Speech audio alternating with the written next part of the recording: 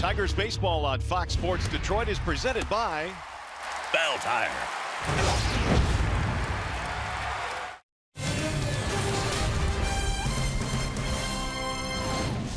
JD Martinez has been off the disabled list only a week, but you wouldn't be able to tell it. Last series, 4 for 7, 3 homers, 8 RBIs. Oh, and he walked 8 times. JD Martinez absolutely on fire. Welcome to Comerica Park tonight. We have game 1 in this series featuring the Texas Rangers and the Detroit Tigers. Hi again, everyone, and welcome to Tigers Baseball. Mario and Peppa alongside Kirk Gibson. Glad to have you with us here for game 1 in this series. Rangers, a red-hot team. We'll talk about them in a moment. But speaking of red-hot, JD Martinez. Yes, just look at the numbers of home runs. The Tigers relying totally on him. And the home run was so prevalent in the last series. It's going to be again today. I don't expect Texas, with Miguel Cabrera out and Vmart out, I don't suspect that Texas is going to throw too many strikes to JD tonight. So a lot's going to be on the guys behind him. Alex Avila in the number 4 slot tonight, and hopefully he has a good game for the Tigers. And these Texas Rangers, well, they've got themselves a 9-game winning streak. Gibby didn't start off all that good this year, but they've come on really hot lately. Yeah, how can that happen? I asked their coach, Jeff Bannister, but what's the difference? And just look at the numbers, the 35-run differential, 8 hits in all the games. The batting average is up. The team ERA is down. Said earlier they're just pulling off the pitches, way too anxious, swinging the balls out of the strike zone, and they've corrected that. He's finally convinced him to go up the middle of the field, not swinging it so many pitches out of the zone, and everything's turned around and come together for them. So Tigers got another big matchup against Texas. They've been playing well. Our bullpen, I think Greeny will be down, as well as Alex Wilson. So everybody's going to have to step up tonight and get this series opening win. All right, game 1 just minutes away. After a short break, we'll send you to the Call Sam Studios. Check in with Mickey York. We're coming up in this one tonight. Daniel Norris, really good in his last start against the Angels. He'll take on the Rangers tonight. Stay with us. Texas Tigers, game 1 next.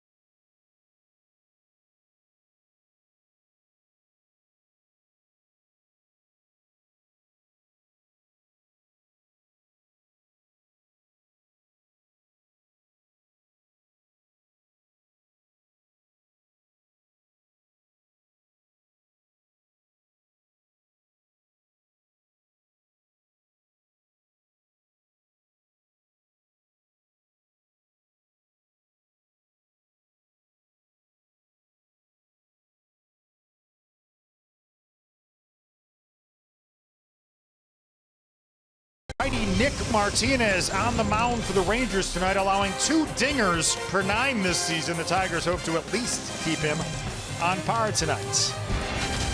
Mickey York back with you here in the Call Sam Studio. Tigers and Rangers just around the corner. In yesterday's 6-5 win over the Orioles, J.D. Martinez and Victor Martinez hit home runs, but that left you one shy of curly fries. Hoping for at least 3 for the Tigers tonight, because if that happens, you win. If Detroit combines for 3 or more home runs in this game, bring in a copy of the box score to a participating Arby's location tomorrow. Get a free small order of curly fries. You can find a copy of the box score in your newspaper or on the Tigers page at foxsportsdetroit.com. Tigers baseball on Fox Sports Detroit is brought to you by Comerica Bank, a part of Detroit and the community since 1849. Chrysler, test drive a Chrysler Pacifica at the Drive and Discover Pacifica event going on now.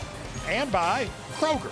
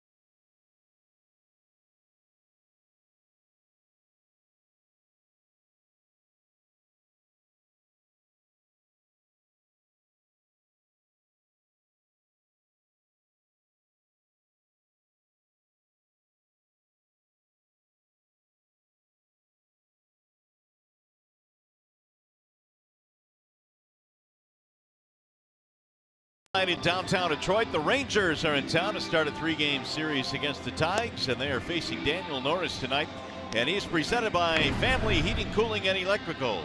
Daniel Norris, his 8th start of the year. He's had trouble with his pitch counts.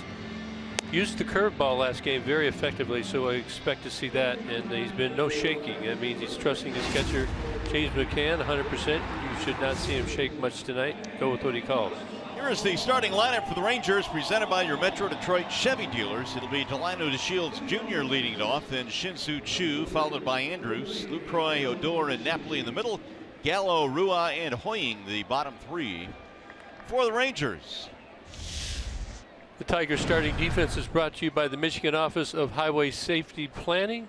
Jay up in the left field, Romine in center, TC in right, Iglesias and Kinsler up the middle again, Castellanos, Alex Avila over there at first base. McCann is catching Daniel Norris. And we are ready for baseball tonight. The first pitch is head for a strike. Delino DeShields. DeShields, Chu, and Andrews for Texas, winners of 9 consecutive ball games. Here's the 0-1. In there, 0-2 now on DeShields.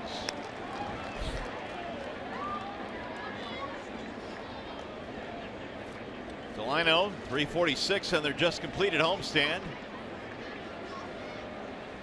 Here's the 0-2. It misses high. 1 ball and 2 strikes. Daniel Norris trying to put together another good start. He had a really good outing his last time out against the Angels. Some ball fouled back out of play. Daniel's got great stuff. I think he tends to try and overpower every pitch that he throws. He's just got to learn how to add a little bit, subtract a little bit, and certainly the location is the key for any pitcher. It's no different for Daniel. Good kid, maybe overthinks himself. He's learned just enough to be dangerous. Missing inside, 2-2 now on DeShields. So you get all this information. He's come here from the minor leagues, and just sometimes you get overloaded by info, and sometimes you just got to simplify things. Soft ground ball to the shortstop. Iglesias, quick throw, not in time. That'll be an infield hit, and it'll be run down by Avila. DeShields will hold at first base. Here are the field conditions presented by Ace Hardware and the Scott's Company tonight. We mentioned it a little bit chilly. How about 52 degrees? It is overcast, and Gibby says it's moist and chill. It's really chilly and a little moist out there. So we were talking yesterday about how dry it gets in the wind. The dirt on the infield and the playing surface tonight. The grass will stay a little damp, so you got to make sure you get a good grip, get your seams. And on the infield, maybe you're going to have to slide a little closer to the bag. Yeah, a hot, windy day yesterday, which made the conditions a lot quicker, drier. Here is Shin-Soo Choo. Showing bunt. He drags one first base side. Norris quick flip to get it. What a play by Daniel Norris. He's fast. He looked like a thoroughbred running, didn't he, after he slipped? It looked like he had no chance to make that play. Well, he actually turns around and he slips and on his way. Made sure he caught the ball easily onto Alex. Watch him slip. He turns all the way around. Like a hot potato, wasn't it? Oh man, it didn't take long to see the athletic ability of Daniel Norris in his first start as a Tiger in Baltimore. Made a diving play on a popped up bunt, and that was another good one. Here is Elvis Andrus, the fine shortstop for the Rangers. Andrus hit 284. He's got power, 5 homers.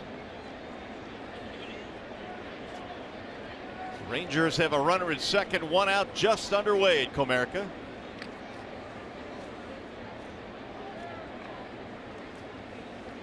Andrews skies it in the air to center field. It's going to be playable. Romine camping under it.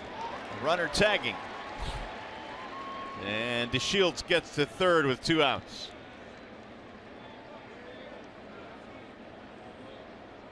That'll leave it up to Jonathan Lucroy. Early pitch swinging right there by Andrus. This Texas team maybe not as powerful as the Orioles, who just left town, but scoring a lot of runs, been outscoring their opponent by 4 a game on average during this 9-game win streak. Rangers, for as hot as they have been, and as Gibby mentioned, they won 9 straight there. Still 7.5 back at Houston in the West. Gained like a half a game. Yeah, it's kind of tough to deal with.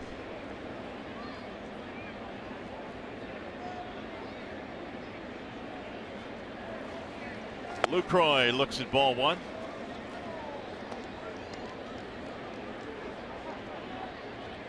Hasn't allowed an earned run his last 21 starts in the first inning. Ooh, who's going to take the credit for that? Kind of put myself on the bubble there, didn't I? It's a pretty good stat right there. Let's hope it sticks. The 1-0 is low, 2-0. Jonathan Lucroy, I tell you, he's a good player. Way back from Milwaukee days. Now he's down here with Texas. Good pitch framer. Handles the bat well too. I didn't used to think he was that good of a hitter, but very good player, scrappy, knows the situations. He was a hot commodity at the trading deadline last year. The Indians almost got him. He ended up with the Rangers. And he's been hot of late. 6-game hitting streak for Lucroy.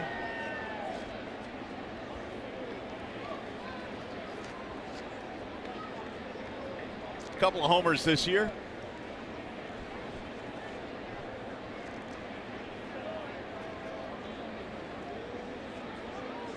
Here's the 2-1.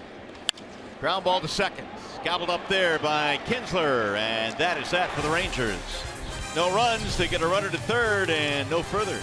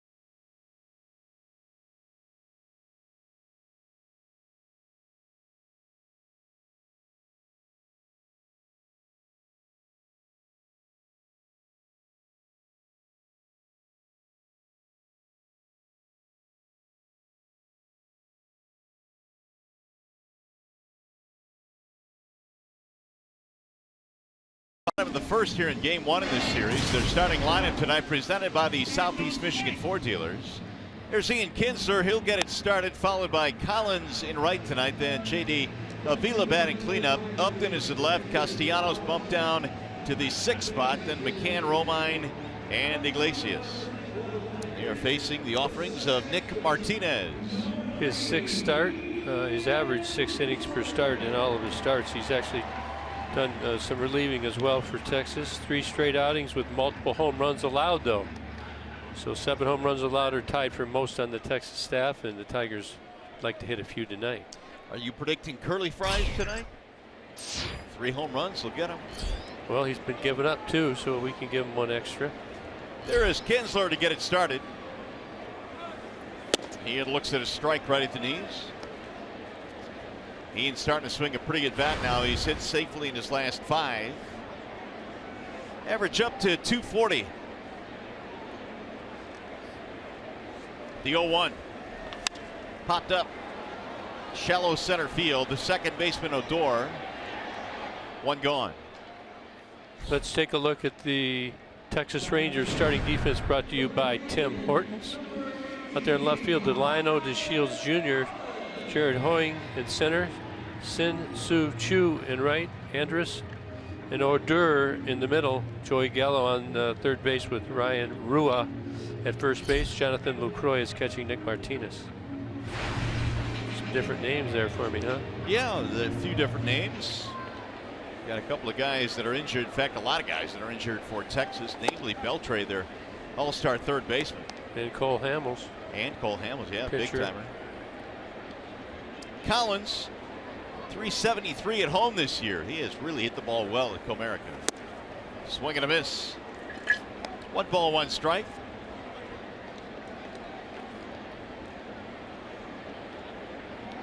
Nick Martinez, 26 years old, born in Miami.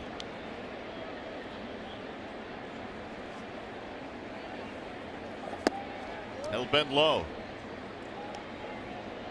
2 balls and 1 strike. TC in the 2 spot. Of course, the Tigers without Cabrera with the sore oblique, and Victor Martinez on paternity leave for the weekend. 3-1 on Collins. Hottest hitter around, waiting on deck, JD Martinez. Yeah, if Tyler gets on, can't pitch around him.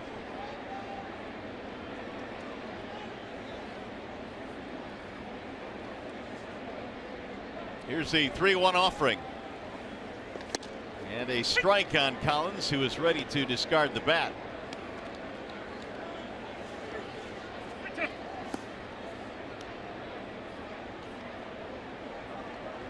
Collins 3 out of 10 in the just completed series. I would expect another placed fastball here. Seems like he likes his fastball early. Swing and a miss. He struck him out. We have it 93 on the outside part of the plate. 2 gone. That'll bring up JD Martinez, who, by the way, is Chevrolet's most dependable player this season. He's been back off the DL about a week, and look at this. 17 times on base. First 25 appearances to the plate. Got 11 ribbies in his first 6 games. First since who? Mr. Tiger. Al Kaline, 1955. That's some time ago. And JD looks at ball 1 down low. 5 homers in 6 games for JD Martinez. 8 for 16. Not to mention a boatload of walks. Fouled away. Be interesting just to watch right here how they handle JD. Nobody on base, so it looks like they're going to pitch to him. Try and pick up little clues to what they may do in future at bats. Looks like pretty much staying away in this at bat already. Down and away. You're going to come in, way in off the plate, I guess. Yeah, way inside, and that's taken for ball 2. Breeze is blowing out toward right field tonight, and that's where JD has hit a good portion of his home runs. Popped up. First base side, Rua out of room.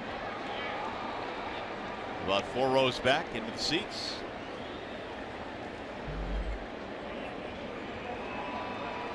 Rua can play first base or the outfield.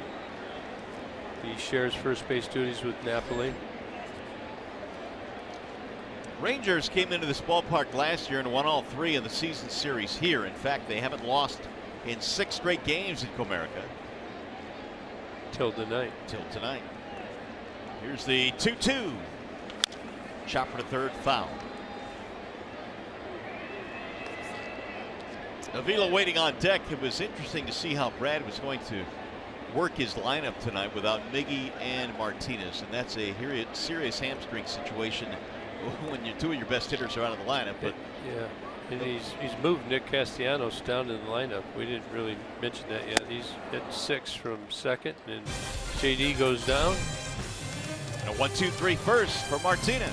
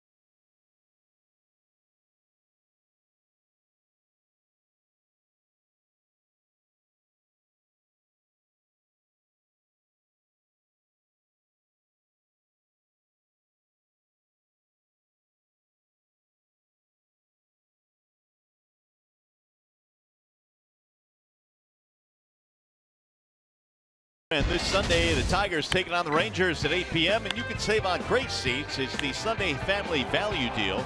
4 tickets, hot dogs, chips, and drinks. All for just $19 per person. Go to tigers.com or call 866-66-TIGER. And take advantage of that against this cool Texas team. Rougned Odor leads it off. It looks at ball 1. Odor, Napoli, Gallo here in the second for Jeff Bannister. Texas has a very balanced lineup. They got 4 lefties in the lineup against Daniel Norris, so that's lefty on lefty. You won't see that very often. The Daniel splits are around 297, 296 left right, pretty fair, pretty even. And I think that Jeff Bannister likes his lefties against this matchup. Well, Odor, despite his diminutive size, has power. He has 6 homers this year. He's got a little sock too. Yeah, yeah, in more ways than one. 33 homers last year, and of course he punched out Jose Bautista. There's a ball high, 2-1 the count. That was a right hand, I believe. It was. He is only 5'11" out of Maracaibo. He doesn't talk too much when he just went to business there. 2-1 is swung on and missed. 2-2 on Odor. Daniel's working very quickly. Look at the grouping of his pitches, all down and away. You see a little slide piece right there, well over top of it. Good location. In the zone and disappears.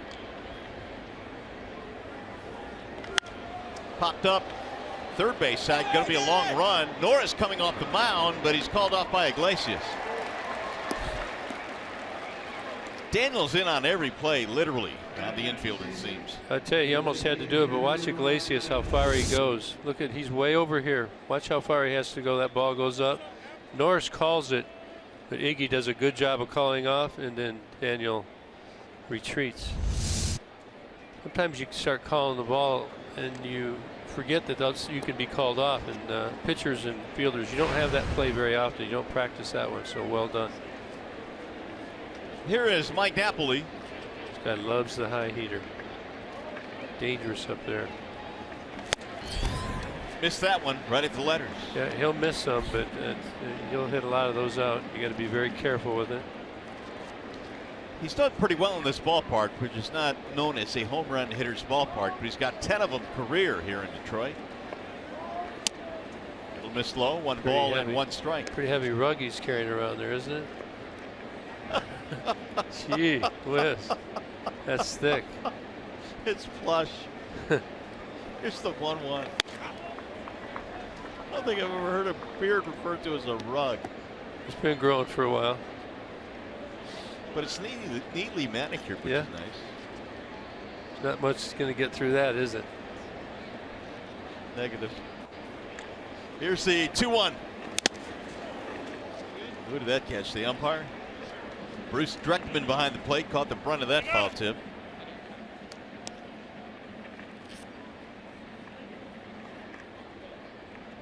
Two and 2 on Napoli. Let's see where Mr. Dreckman ranks on umpires calling balls and strikes. See if we're going to have a quick game, or he's not going to call any strikes. And he got him, strike 3. Called one there. Nice. First strikeout for Norris, 2 gone. Looks like Napoli was looking for something else. It's just the heater right on the outside corner. Doesn't even flinch. Got caught guessing a little bit. Nicely done.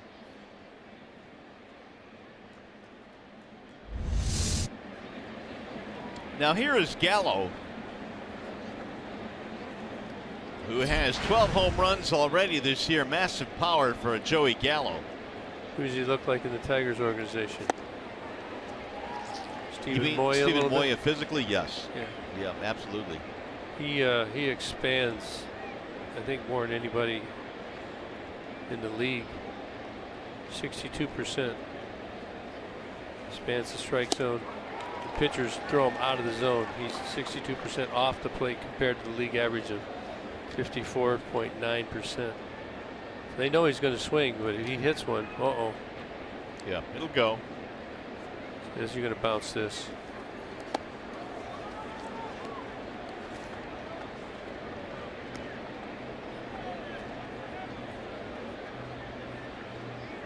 There you have it. Gallo in 30 at-bats against lefties has punched out 17 times. But he's out there tonight against the lefty. Way outside, wouldn't chase. 2-2. Norris had a 12-pitch first. And now working on a 1-2-3 second. If he can get Gallo.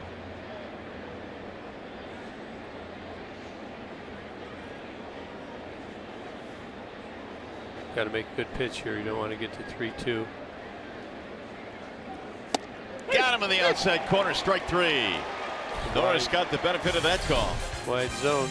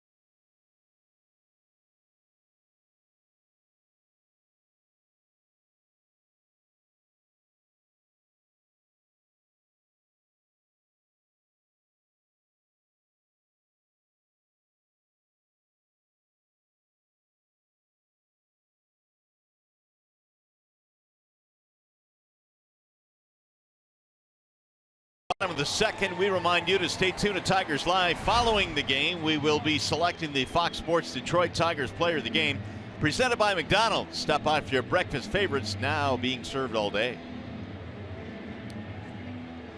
So Martinez goes back to the hill after getting the Tigers 1-2-3 in the first with a couple of punch-outs. It'll be Avila, Upton, Castellanos in the second.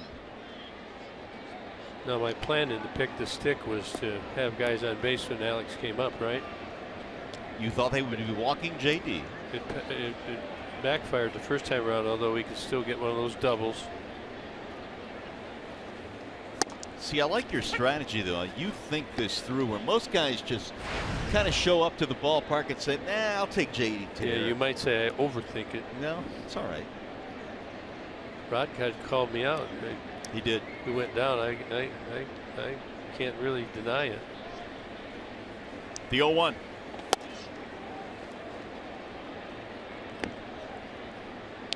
Well, Avila has hit safely now in his last 3. Talk about all the walks that JD gets. Avila will walk quite a bit as well. He's got 12 of them already this year, and he is not an everyday player. Yeah, he gets on base. If not anything else. 1-2. A little change up right there.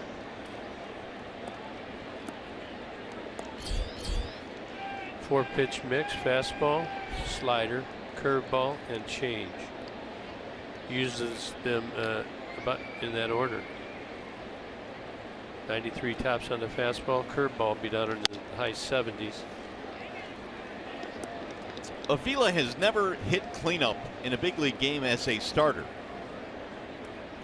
So this is his first opportunity. 377 on the year. And he was 5 for 9 in the Orioles series, which was one of the more entertaining series we have seen this season. Here's the 2-2. Outside, 3-2 on Avila. You look at the way Alex gets shifted a lot. We've got first and second kind of together, and these guys over here by themselves just adjusting. Looks like a set of eyes right there watching you. You can hear other comments at the TV right now, but not going to respond. Here's the 3-2. Fly ball left field and hit well. All the way to the track into the wall to make the catch. Delano to Shields, and Gibby was fired up, man. He thought he had a round tripper. Yeah, that wind's not as beneficial today as it was yesterday. Alex hit it well. For a second, I thought it had a chance, but just hung up there. For as windy as it was yesterday, that ball's probably out yesterday. Oh, absolutely out. No question about it. Here's Justin Upton. The Shields scooted back there quick, got to the wall, easily took it in.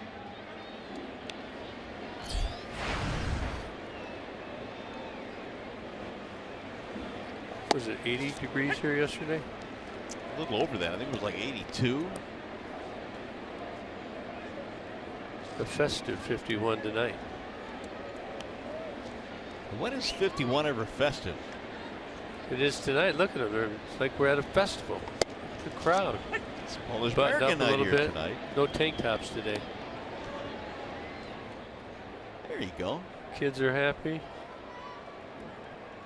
Mom and Dad's down here. Got their tiger hats on. Polish American night. Come on. How about the meal today? Go for some gumpkies. Oh, yeah. Now, stop it. Get Polish hungry. sausage and sauerkraut. Pierogi. Did the full circuit. Did, man. Good dinner. It's just the duck blood soup was not here today, though. Get that down in Hamtramck. You ever get down there and get some of that? It sounds bad, but it's tasty. You know, I've never had it.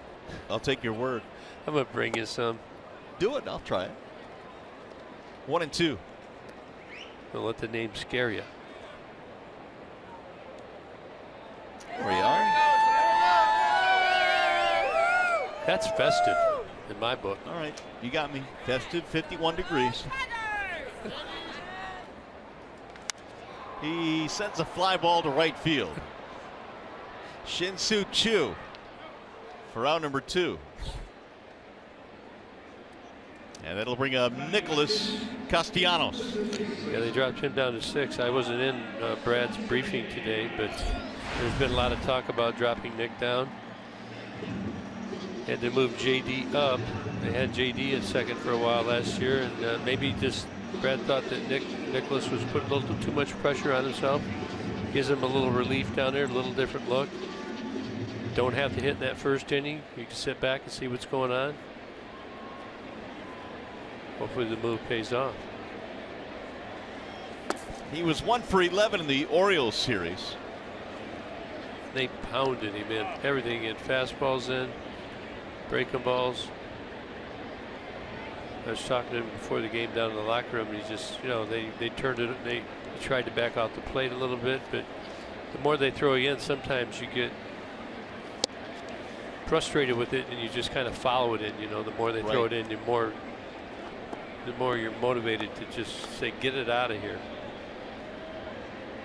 Well, Brad gave him as long as he could. He felt that he really wanted to give him as longest shot as he could to kind of bust out of the slump, but Nick was unable to do it. Now some of the pressure taken off, batting 6th.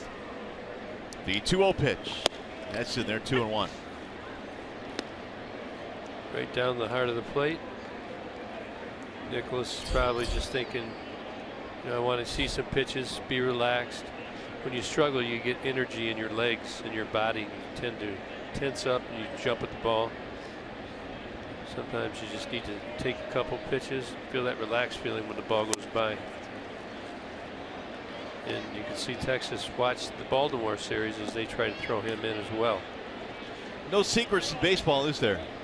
When you watch a team pitch a guy a certain way and it works, they're going to go there. Yeah, the next team coming in likely to do the same. Here's a 3-1. And he lost it, ball 4. That's a start. 2-out walk for Castellanos, and that'll bring up James McCann.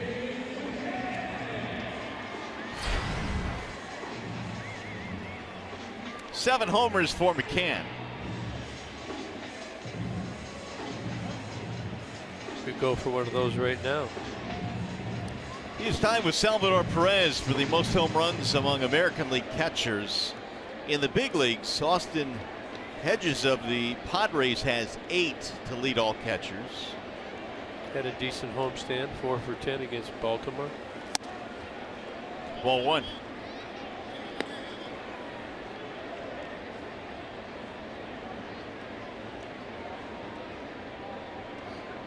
Martinez was originally called up to replace A.J. Griffin in the rotation. Then when Griffin came back, he stayed because Cole Hamels was put on the DL. That's fouled out of play. Rangers, when they are healthy, have Darvish and Hamels at the top of the rotation, which is a very formidable 1-2. He's got decent control. You can see he's moving the ball around with all of his pitches. I'd like to see James get a little gap here. I know Nick Castellanos wants to run the bases tonight.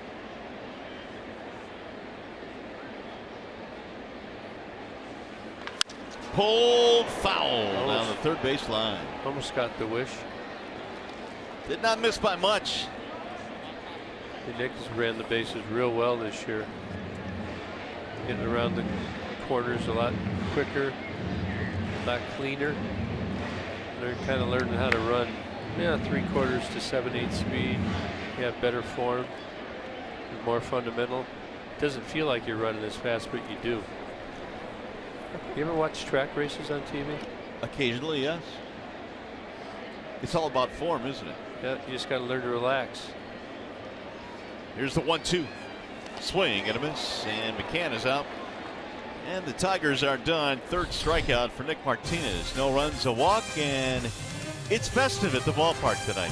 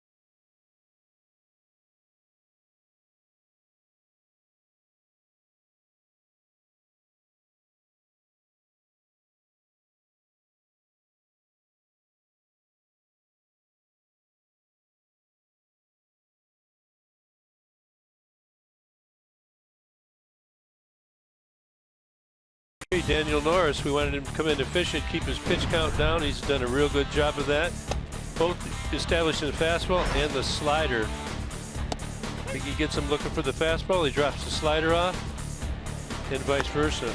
See, he gets chew right there. So only 27 pitches in 2 innings. That's very good. Daniel had a 1-2-3 second. He's got Ryan Rua, Jared Hoying, and Delino DeShields here in the top of the third, and Norris missing. 2-0 the count. Now, Rua generally pulls the ball. I saw the home run he hit. I think it was yesterday. Hit it to right field. And I was talking to Jeff Bannister, and he said that's what they've been trying to get him to do. He feels he's become a way better hitter that way. And it's a good sign when you see guys use the whole field, the whole diamond. When you're just pulling all the time and hitting foul balls, it's not a good sign. 3-0 on Rua, batting 197, 3 homers. And there's a strike, 3-1. Let's bring in the third member of our crew tonight, Rod Allen. And Rod taking in the ball game from the camera while down on the field. Rod, so far tonight, Daniel Norris, pretty good.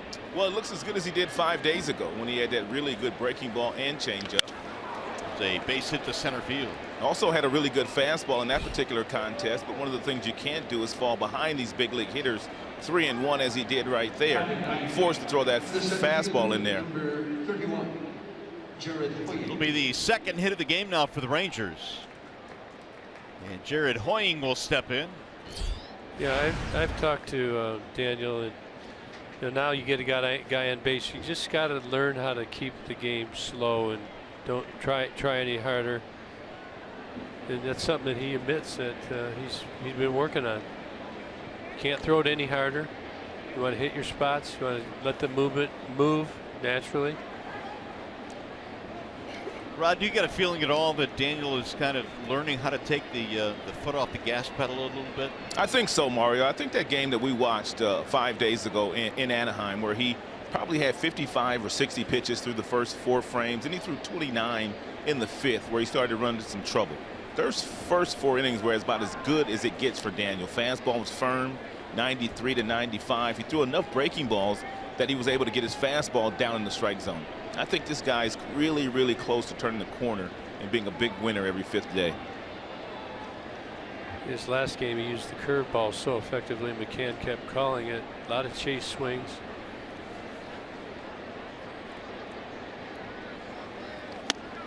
Ball high to Hoying, who is the number 9 hitter in the lineup. You know, Daniel is one of those guys that very seldom, if any, shakes off the catcher, whether it be Avila or whether it be James McCann. He has enough trust in them that the sign they put down, he simply tries to execute it. There was another left-hander who is a pretty accomplished pitcher in this game that used to do that a lot, and that was Mark Burley. Absolutely, he was one of the best. And that's why his games would always go 2 hours 15 minutes. Yeah, where did those days go? Yeah, he worked fast. He just kept coming at you and let you hit it. Now the 1-1. Hoying takes outside, 2-1 the count.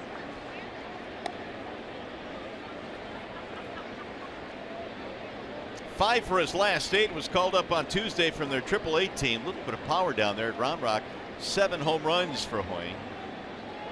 Tall guy, a little open stance. He's got his hands very low. Runner goes, and it's driven foul to right field. A lot of guys that I've ever asked about opening up so much, especially on the left-hander, they feel that they can see the ball better, you know, because they're opened up. You ever do that against a righty, a tough righty, Rod? Not so much. I mean, maybe a guy that I just knew was going to try to pound me inside that had a pretty good fastball. I might try to cheat just a little bit by opening up, but by and large, I was pretty much closed as far as my stance was concerned.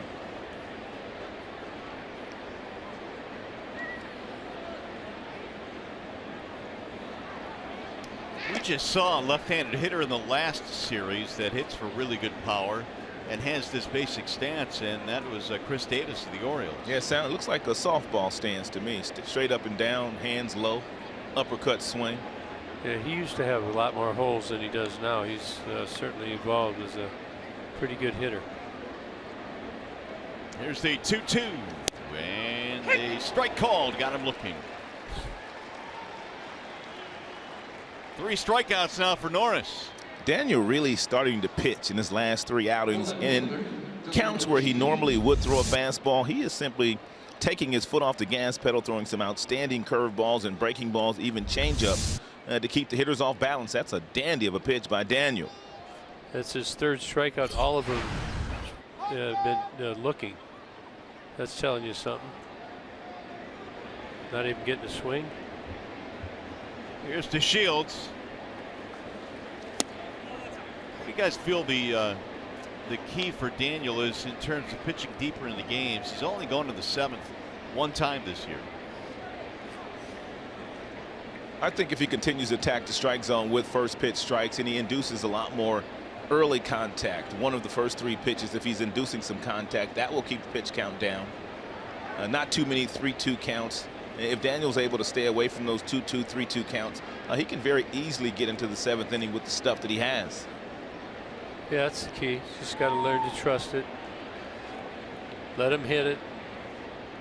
A lot of really good pitchers. You look over at Houston right now. They got a lot of ground ball pitchers. They let them put it in play, and they shift as much as anybody. It works well if you can do it in unison together. Came inside to DeShields that time, 2-0. You know, when you start to play against the Texas Rangers, you talk a lot about the Gallo kid and Mazzaro, and rightfully so, and Chu and Andrews and all the really good players they have. But this guy right here, in that leadoff spot for them, he stirs stuff up. He's got 7 steals out of 9 attempts. In the last 20 games, he's over 300. He's a nice little complimentary player to Shields. Reminds me of Rajay Davis a few years ago for the Tigers. I mean, every time Rajay played with that energy and those stolen bases, team just plays better, and he's the main reason why in the last 9 they've won all 9 of them. He's been right in the middle of everything. Yeah, that's a good comp. Of course, Daddy was a longtime big league player, 13 years in the majors. And a strike called on DeShields. Always the 4th or 5th outfielder, but it's his speed for the most part and his defense that's kept him in the big leagues. And when you give him consistent reps, as he's had the last 3 weeks, he can show up and give you some quality plate appearances.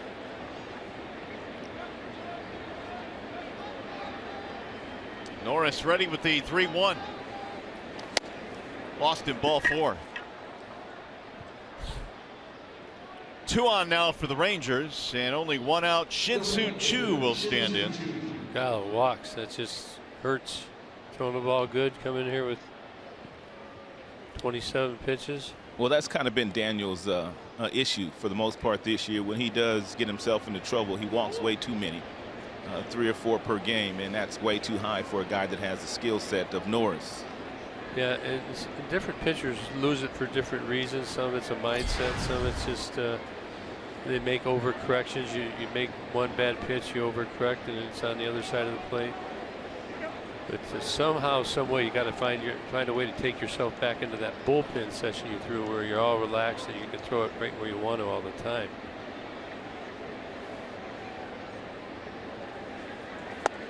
And Chu looks at a ball low. Norris went 5 of 7 first pitch strikes, but since 0 for his last 4. And he's fallen behind Shin-Soo Choo. First pitch strike rate down this season. 5 for 11 tonight.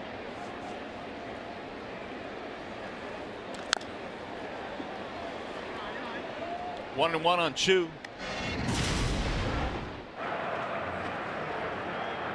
Chu's got some history with Norris. September of 2015. Took him deep.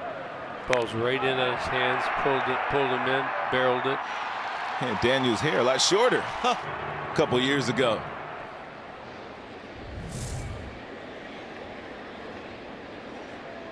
Now the 1-1 pitch. Oh, hit him. Chu will take his base, and that will load the bases for Texas. Yeah, you're going to want to have a meeting out there of some kind, because Daniel's just getting deeper, and here comes Rich Doobie. The wheels get spinning out there. You got to slow him down. Leadoff single, a 1-out walk to DeShields, and now Chu hit by the pitch. Now, if you're a hitter in this situation, Rod, really 2 walks and a hit batsman, you're Elvis Andrus. Are you taking all the way? No, not me. I'm looking for a first pitch fastball. There's a reason why he's batting up there in the lineup here today. His manager really trusts him. He's been playing some really good baseball from an offensive standpoint lately. I'm looking for a fastball in one spot. I heard you talking about keyholing a guy yesterday. That's exactly what I'm doing here against Norris. I'm looking middle in. If I get that pitch, I'm swinging. Andrews fly to center field in his first at bat. He's batting in the 3 slot tonight for the Rangers. However, they have been much more patient against Daniel here in the 3rd inning. They were swinging quite a bit in the first 2 frames.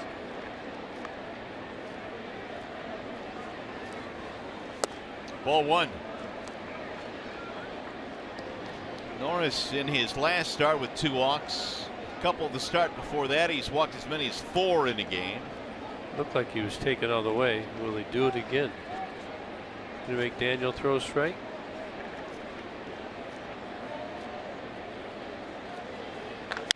Ground ball foul to third, just outside of the bag. You ready for that one? 20 pitches here in this inning and only 8 strikes. And here it is by inning. Already 20 in the 3rd.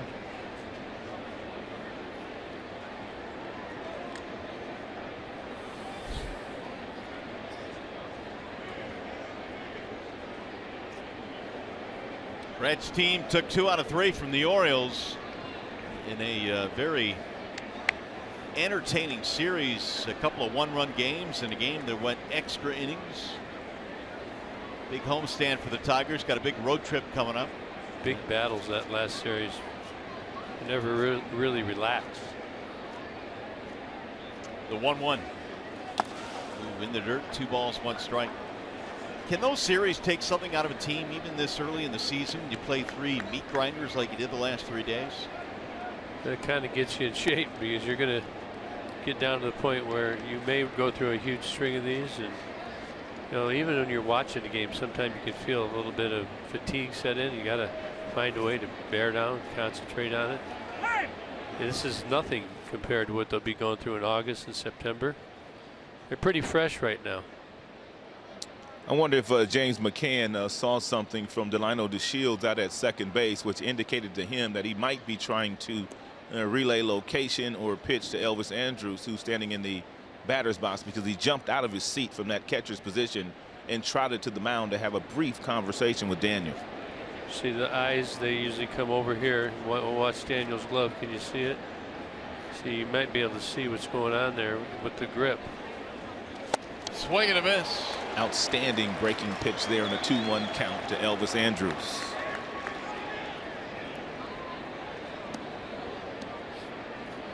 So we're looking at this glove again, and if you see a changeup grip, you've got to make sure that he keeps the changeup. Some pitchers will set that and then they'll change it right as they go to the plate.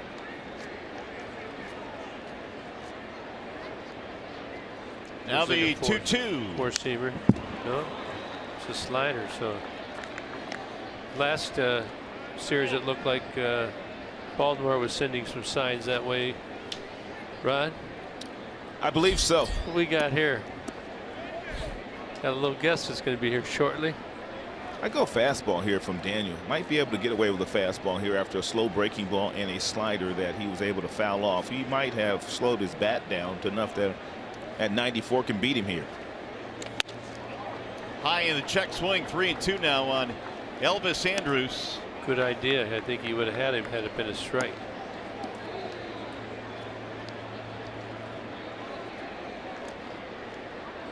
Big spot early on in this game here. They're loaded up for Texas. They got Lucroy, the cleanup batter, waiting on deck.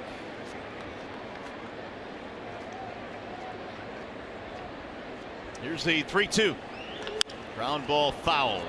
Almost clipped the runner at third, Ryan Rua. Man, you can see how Texas has been able to rattle off 9 consecutive wins. Man, they are grinding out some at bats. I heard you guys talking about their starting pitching. An inning ago, they have the best starting staff from an ER standpoint in the majors at 330. So they're just doing a lot of things right. You just can't give them extra outs, and you can't give them free passes, as Daniel has gave them in this inning. Rangers rolled into town with a 9-game winning streak. Nice double play ball right here.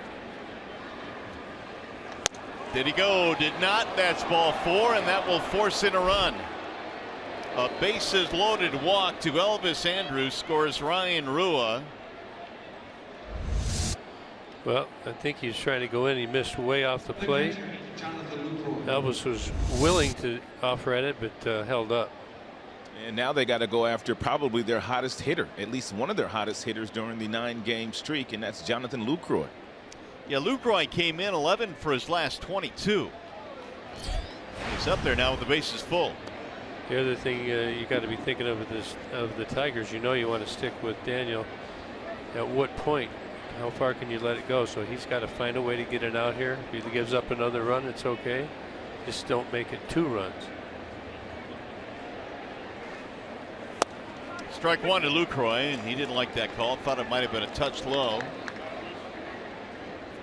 Lucroy, a sharp ground ball out his first time up. Those catchers, they know how to work the umpires. It's funny how Lucroy, when he has that catcher's gear on, he wants that same pitch for his pitcher. Yeah, Exactly. he's pulling it up. Chopper, third base side, short hop by Nick. He'll go to second one. Relay is not in time, and a run will score. Kinsler, a bit of a delay in getting that ball out of his glove and onto first. Yeah, I think that he didn't get a good grip on the turn there, and you can see that Andrus gets down there really quickly, gets right up into Kinsler's feet, and he can't make the turn. I like the fact that Castellanos got that short hop on that particular ball off of Lucroy's bat, which made it easy for them to try to turn that ball. But you're right, Mario. It looked like Kinsler had difficulty getting out of his glove and on its way over to first base, which we very seldom see out of Ian. That'll drive in another run to make it 2-0 Texas. Now they're at first and third for Rougned Odor. He fouled out in his first at bat.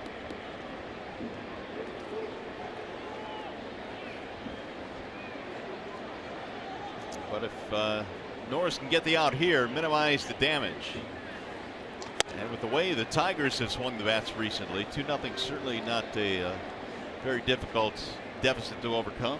For a guy that's not real big in stature, and that would be Odor, he has some tremendous power. And one of the reasons why he can generate so much power is he uses a big bat, about 34 inches, 34 ounces. He uses a very heavy bat for a small guy. Not many guys use 34 ounces anymore. They're way down 31 and a half, 32 and a half. And when he connects with that heavy barrel, he can do some major damage, as he did last year. You're right. We got Pudge up here in the booth. He says 35-33. Oh, it's 35-33? Well, Pudge is up. He would know. I was close. 34-34. You round out the numbers, you get 33-35. There you go. But it's a big bat, though. Pudge will be joining us in the 4th inning on the air here. We'll talk about his Hall of Fame induction, his time here as a Tiger. Pudge in town for the alumni weekend. It's a good time for Pudge to be in town. He knows all about this Texas Rangers squad. 0-2 the count on Rougned Odor.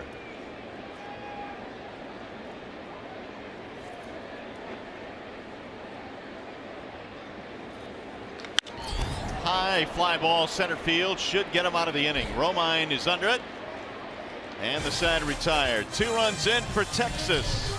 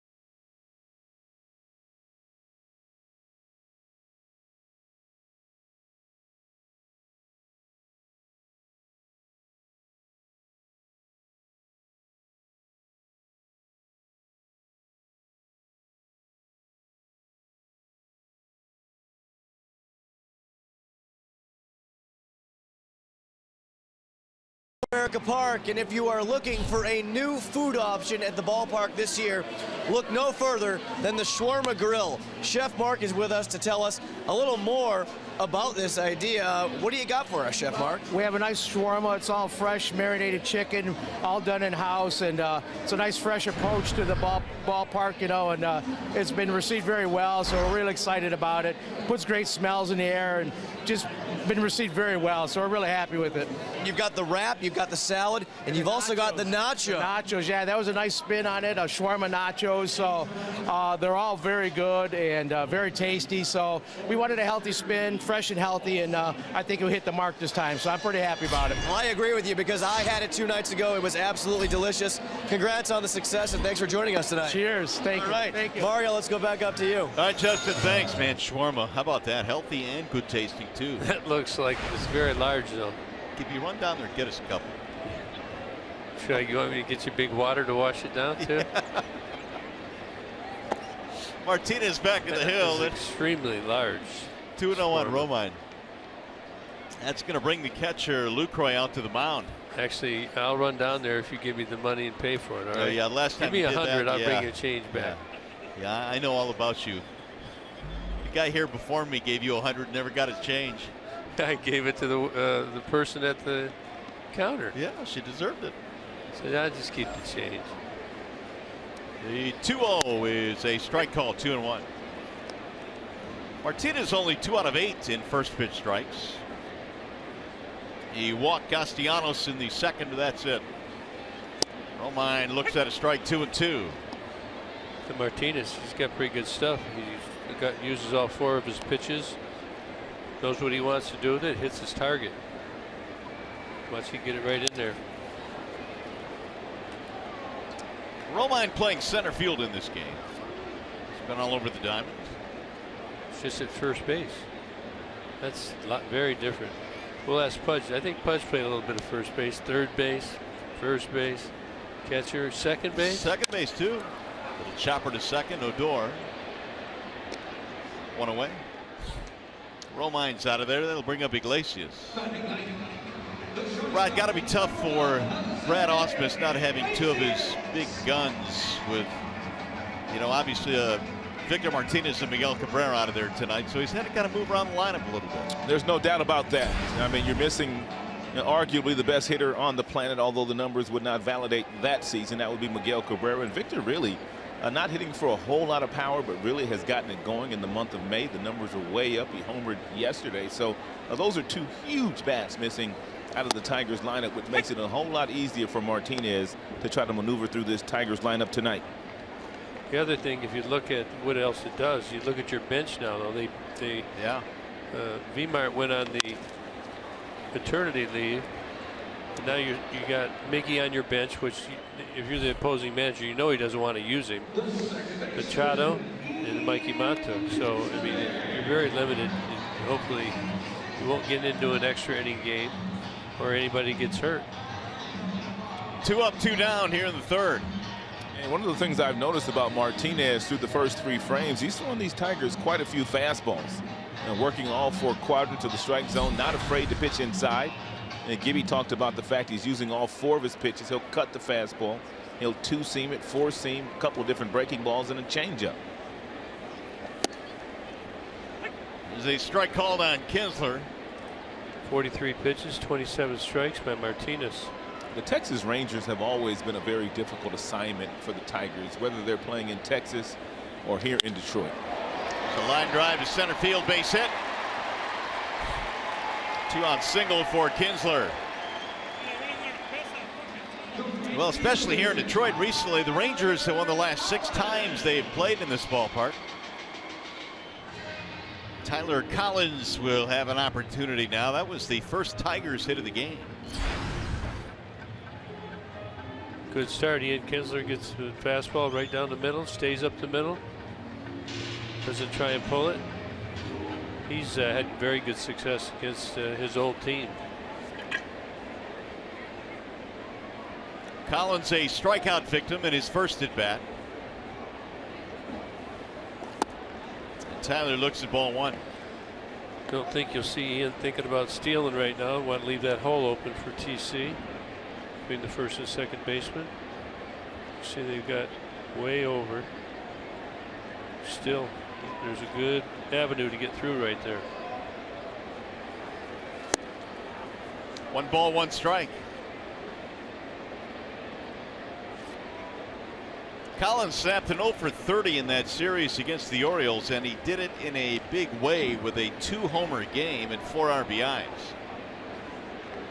In fact, he had a 3-hit game, added a double that evening as well.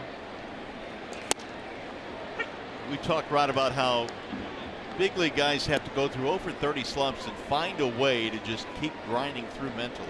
I think what helped Tyler is the fact that Brad continued to put him out there. Yeah. Even though he continued to struggle, Brad continued to write him in that lineup, and that just gave Tyler enough confidence to where he finally woke up and played long ball a couple of times a couple of days ago.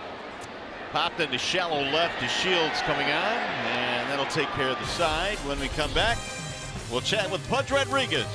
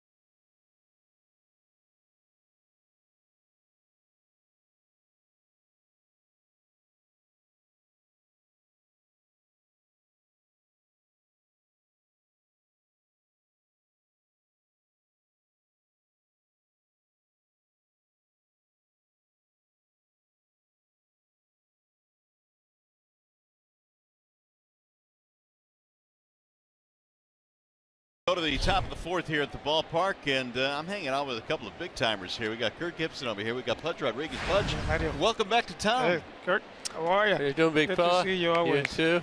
Alumni Saturdays here, and Pudge Rodriguez in town, and he's meeting and greeting with Tigers fans. And Pudge, always great to see you back. I know, having played here in Detroit, you've got an affinity for this town, the fans here, and the success you had when you played here. Yeah, it's always great to be back in the city. You know, this is like, as we can see, you know, how many people they're watching the ball game on a Friday. You know, especially the weather it is. I didn't know that it's going to be this cold. Yeah, you know, we came yesterday from 94 degrees and came here, and this morning it was like 50. I said, what's going on here? But it's always nice to be back here in the city and just enjoy a couple of days here. Meanwhile, Napoli has just let off the 4th inning with a long home run to left field, and that's his 11th homer career in this ballpark. He likes that high ball, doesn't he, Pudge? Yeah, he is. I think he's one of the most important bat that the Rangers need at this point right now. Into Beltre came into the lineup, but you start to swing at the bat good.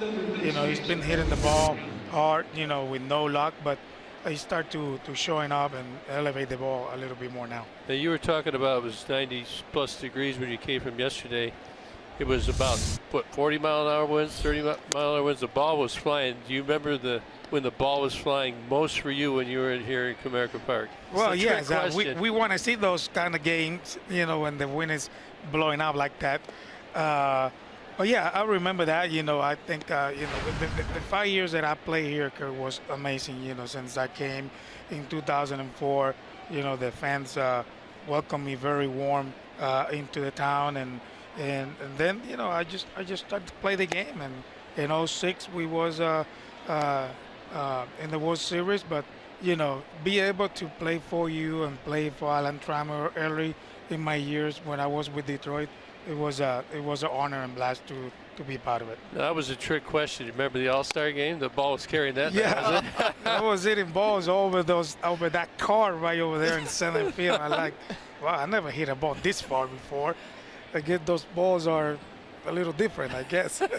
Yeah, I guess so. You used it out to the statues. Used it for golf the next day, didn't you? Yeah. Well, that's one of the negative things about participate in the home run derby. After that, I went off for 25. Starting the second half, so that wasn't a good thing. Hey, Pudge, I wanted to ask you about Mr. Illich. Obviously, we lost him earlier this year, and he was very instrumental in getting you here in Detroit. He wanted you to be a Detroit Tiger, and I know that you have a special place in your heart for Mr. Illich. Absolutely is. Opening day, we can see the logo right here in front of the Tigers bench.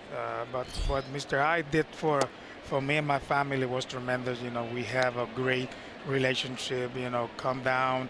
Sometimes he calls me, come up in the office and just talk baseball. Not many people knows how much baseball he knows. Yeah. But when you sit with Mr. I, when you were sitting with him, he tell you exactly what's going on, pitch by pitch, and what's going on with the team. So, Lord rest in peace where he is, and he's going to be missed. And him and his family, to us and my family, was very good. Ryan Rua, the batter here. Another run in for the Rangers on the Napoli home run. We're chatting with Pudge Rodriguez, who, by the way, is Hall of Famer Pudge Rodriguez now. And I just can't imagine what that call had to be like for you. Well, it's been great. It's been, I call it good busy, but it's been a good ride.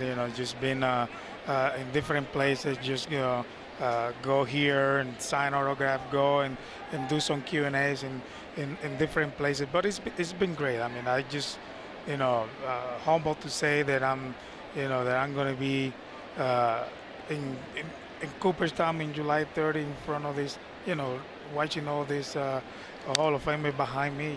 It's going to be a good moment for me in my life. Hey, Pudge, Rod Allen down here in by the Tigers dugout. Have you written your speech yet for your Hall of Fame induction? Yeah, it's done. It's going to be 8 minutes, and I hope I can do it fast. 8 minutes? It's only 8 minutes. Yeah, I got it done. Actually, I'm reading it. I'm starting it, but anyway, when that day happens, goosebumps and being nervous, they're going to come out. So you don't have to give away many. You don't have to give away many of your secrets about your speech, but I'm sure there are numerous people that you will thank for your entire huge major league career that you were able to have. Absolutely. My speech is going to be, of course, it's going to be in 2 languages. It's going to be nice. English and Spanish. Of course, I have to speak to my home folks in Puerto Rico in Spanish so they can understand. But it's going to be great. It's going to be fun. Speaking of Puerto Rico, what is it about Puerto Rico that produces all the great catchers in this game? Great question, Mario. They asked me that. I guess it's because, that's probably we started that a long time ago. It's been so many great catchers in the history of the game. They're from Puerto Rico and play the game hard. And now, you see guys like Yadier Molina play hard every day, and one of the best catchers in the game right now. But I think they're trying to probably follow us. The way we did, how we play the game, and how seriously we play the game. And I'm guessing, these young, great players from Puerto Rico, they're just trying to be a good catchers. There's a wave and a miss to end the inning. The great Pudge Rodriguez entering the Hall of Fame this year. Pudge, thanks for stopping by. You got the alumni weekend this weekend. Thanks very much. Thank you for having me. All right. Congratulations, Pudge. Thank you. Good Pudge Rodriguez joining us today here at Comerica Park.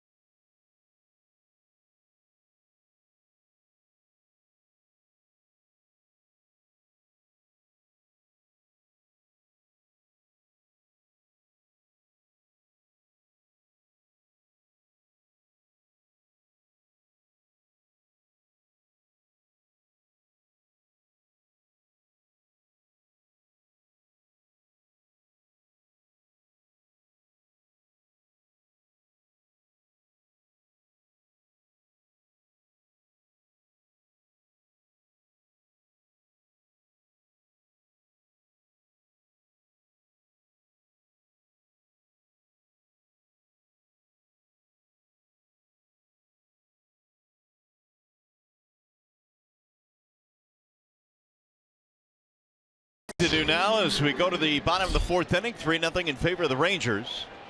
It'll be Martinez, Avila, Upton facing Nick Martinez. And JD swings right through that pitch right at the letters, 0-1. Tigers got to get something going here. Get a couple guys on. Put a little pressure on Martinez. He's cruising along right here very efficiently. 49 pitches. A lot of those pitches have been fastballs as well. 4-seam variety.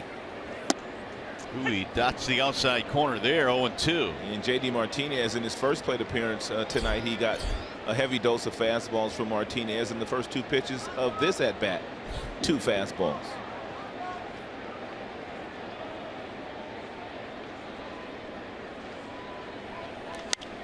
Fouled back out of play.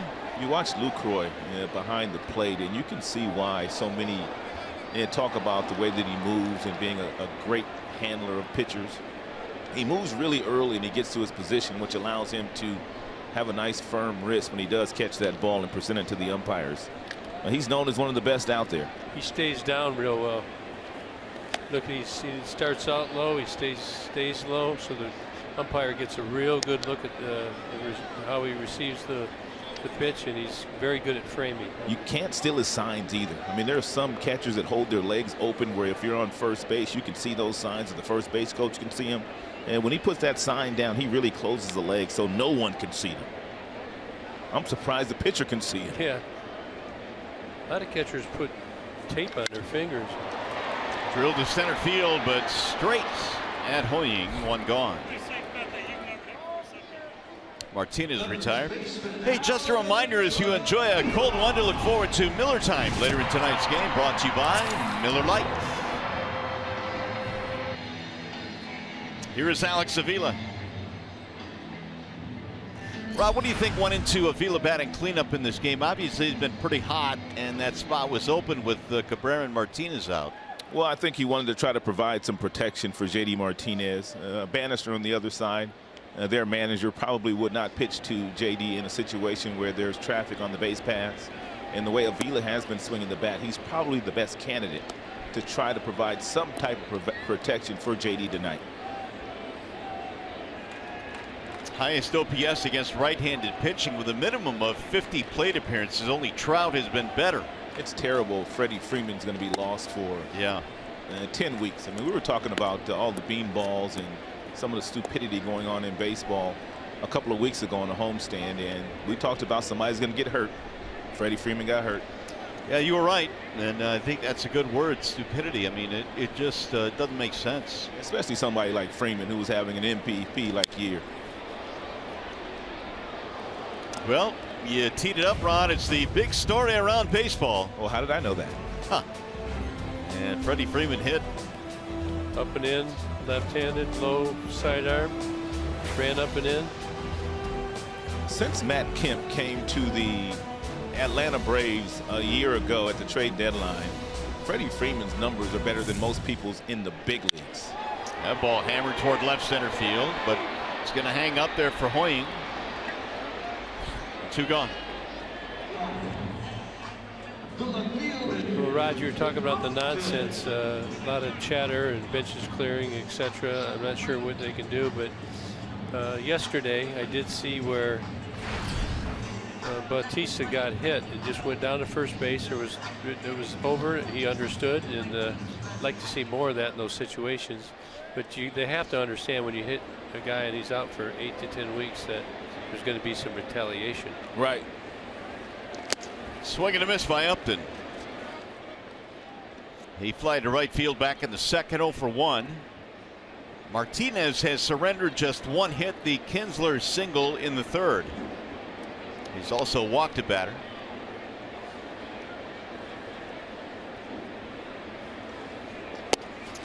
That bends in there for a strike.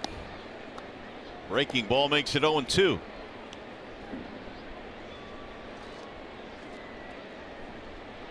Nick Martinez played his college ball at Fordham University. He was primarily a second baseman there in college and was also used as a reliever. Tigers sit here tonight waiting for somebody to put in charge of one. The last 3 games really were decided by the home run ball. Jay up trying to get more comfortable and get the Tigers on the board. Did not go?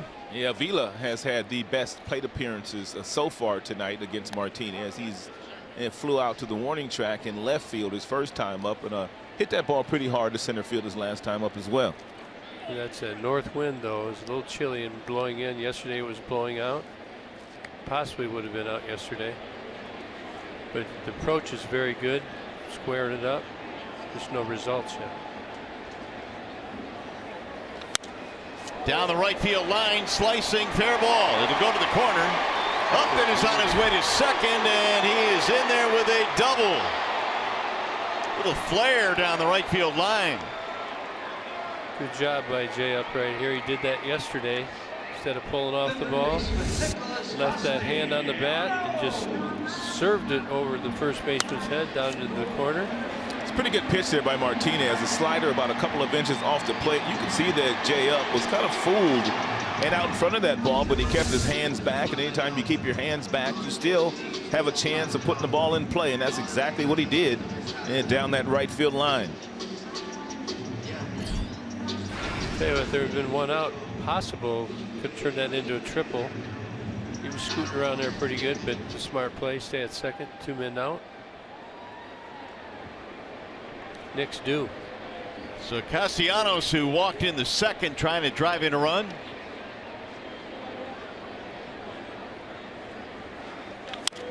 Rolled foul, 0-1. And Castellanos batting .224 on the season, but batting .300. And with runners in scoring position, he concentrates a little bit more in these types of situations for whatever reason. A lot of guys do in the big leagues. Yeah. Sometimes guys don't have great numbers with nobody on, but you put some guys out there and guys give you a really good at bat.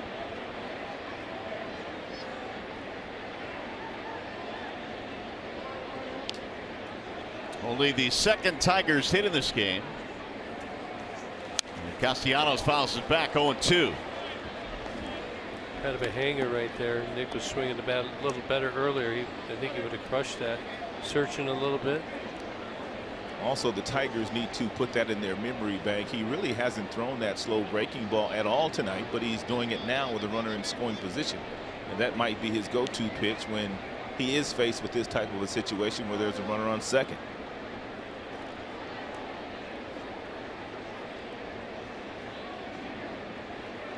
Now they go 2, and he missed high. 1 ball and 2 strikes. Came back with a fastball up, but Castellanos would not expand the strike zone. So you just look at the pattern of how Texas has thrown, Nick, and compare that to that of the Orioles. Nothing's changed until he is able to take those pitches off the plate. He's going to keep seeing them in there. Hit him. Second time in a couple days. Castellanos has drilled. That'll put 2 men out. We'll see if the Tigers now can make Martinez pay. Again, that's a strategy. When you're going to throw a guy in, you want to throw it in on the inside corner of the plate or way off. Never want to leave it out over the plate. These guys are too good hitters.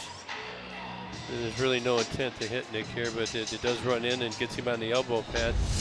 We didn't wear pads back then. Did you ever wear an elbow pad? Never. Or a foot pad? I don't think they were making them when I played, Gibby. Those hurt when you get it in the elbow like that. So your elbow blows up, swells up. Yeah, nobody had those elbow pads. Hey, Rod, was that pitcher in Japan wearing any protective armor? Just wondering. He wasn't wearing anything either. Yeah, he was running too good to be being weighted down by any protection. That's right. If he had anything on, it was flying off so he could get out of there. McCann has to bend out of the way, 1-0. Well, a lot of fastballs inside today called by Lucroy, and Martinez continues to try to execute it, but every now and then he goes way inside.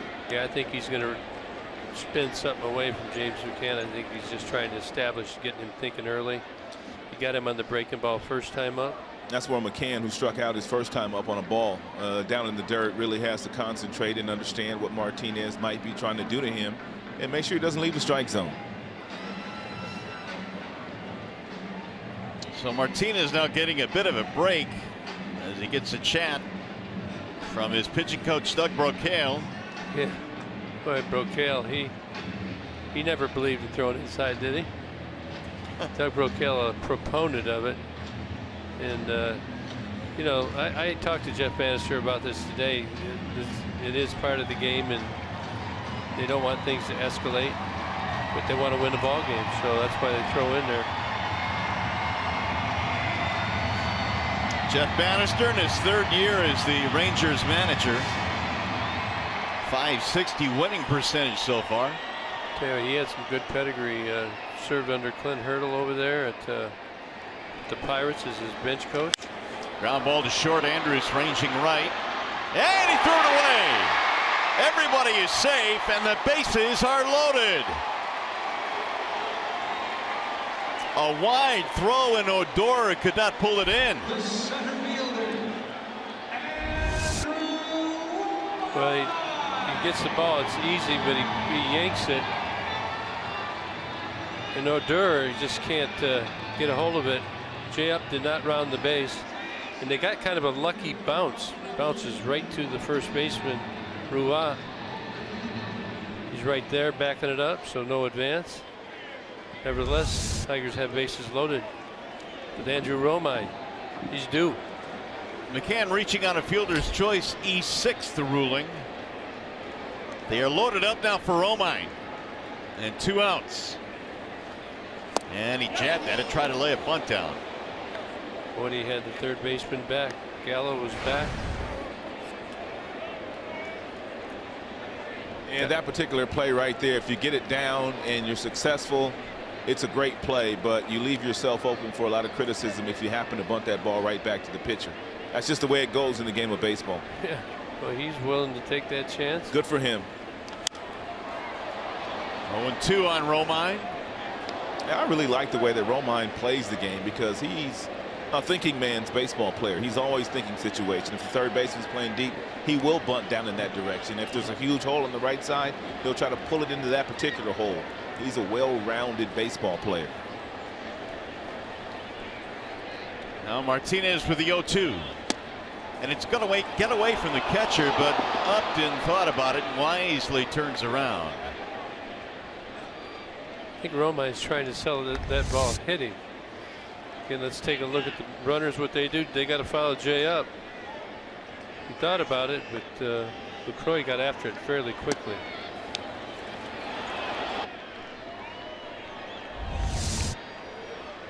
You can see Martinez a little shaken. He got a little extra pressure on him right now. He's looking human again.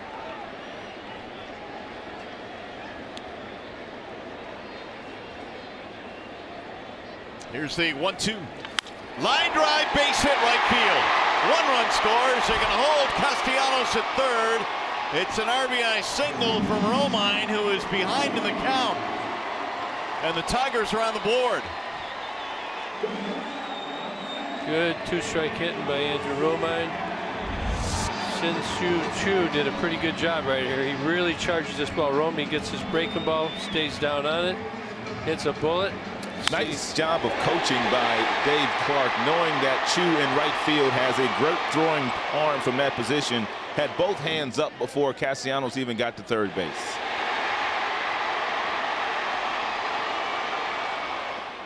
Romine's 11th RBI of the year. They're still loaded. 3-1 ball game. And Iglesias takes ball 1.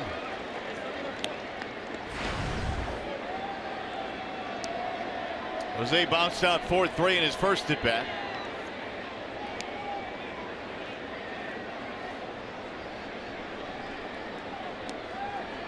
The error by Andrews proving costly.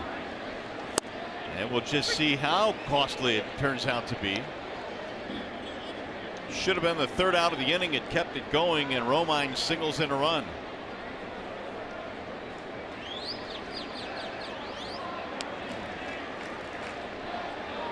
Base hit, and the Tigers could tie this game.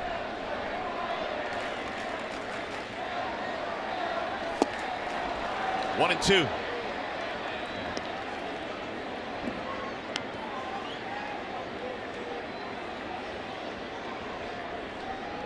Daniel Norris has gotten a run back.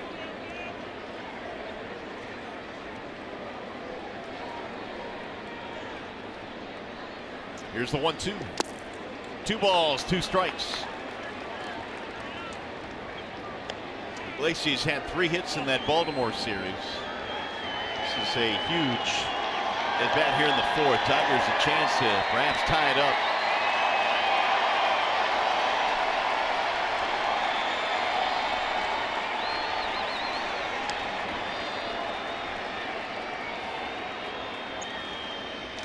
Ground ball to first.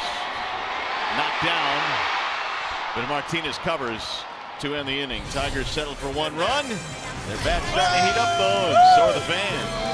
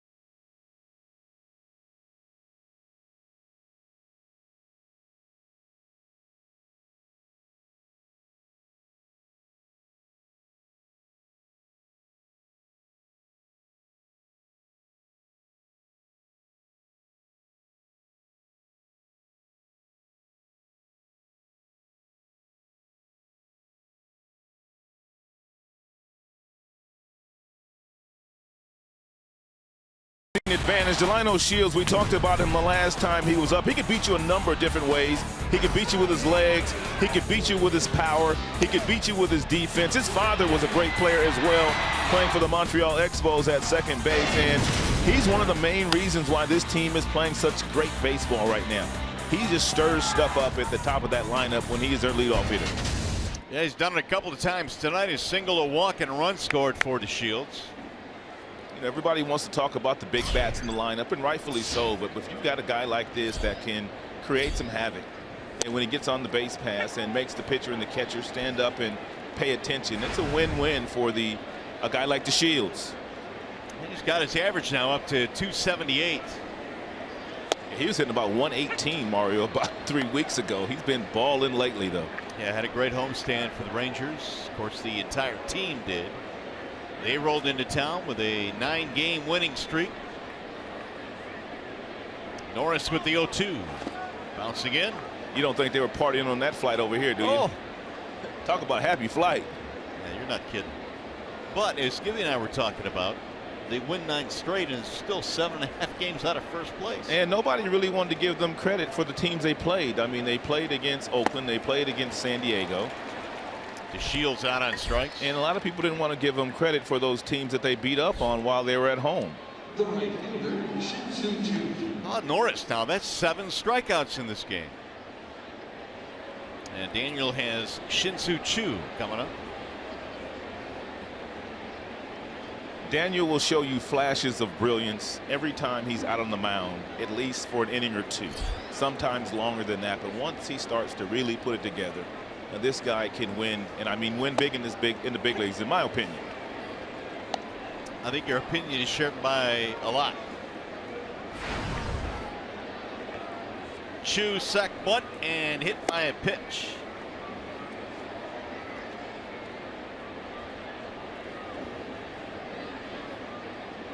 Three runs, 3 hits for the Rangers. A run on 3 hits for the Tigers, and that one darts in for a strike.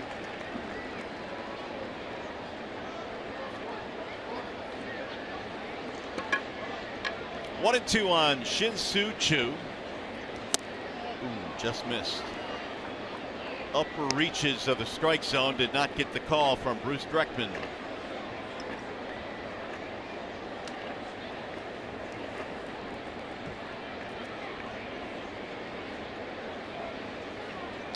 Choo sends a ground ball to second. Kinsler throws him out. There are 2 gone. We check in now with Justin White. Hey Mario, earlier today the Tigers and Miguel Cabrera introduced us to BitBits, the first offering from Miggy Foods here in the US. It's a sweet and crunchy treat that comes in 4 flavors. You got chocolate, white chocolate, strawberry cheesecake, and peanut, which I'm holding right here. And Mario, if you know anything about me, you know I am not afraid to eat on live television, so here we go. Hang on, J-Dub. All right, yeah, there you go. Is that the whole bag? I got a few more. I will finish it, though. I mean, you remember a few years ago in Chicago? I do. What was that? Barbecue, right? Ice cream sundae in the batting helmet, barbecue, ribs the following year. Oh, my goodness. This is nothing compared to that. You are not afraid. And you weigh all of what, 60 pounds? 65. Good. After this. Good job, J-Dub. Thanks, buddy. All right, BitBits. Save some. I'll bring you guys some. All right, BitBits from Miggy Foods. Here's the 2-0 to Andrews. Ground ball to third, gobbled up there by Nick. And that's going to be a nice 1-2-3 for Daniel Norris. Tigers baseball presented by Bell Tire.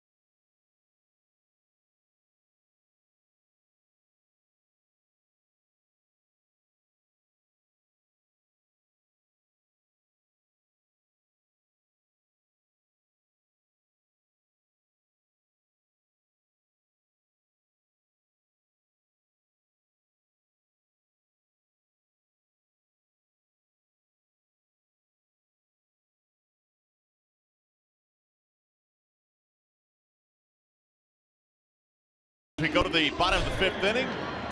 Nachos. I'm convinced the little kids don't feel cold at all. Never. Well, now that little girl does. She's all buttoned up. It is a cool evening here at the ballpark tonight. The kids are out. That's a good sight to see. Now we'll see if the Tigers get it rolling here as Kinsler stands in. And he looks at a ball outside. They made Martinez bend, but they didn't break him in the 4th. Tigers left him loaded. The 1-0. Ian looks at ball 2. Well, in that last half inning, Martinez got the first 2 batters, but before it was over, he threw 29 pitches.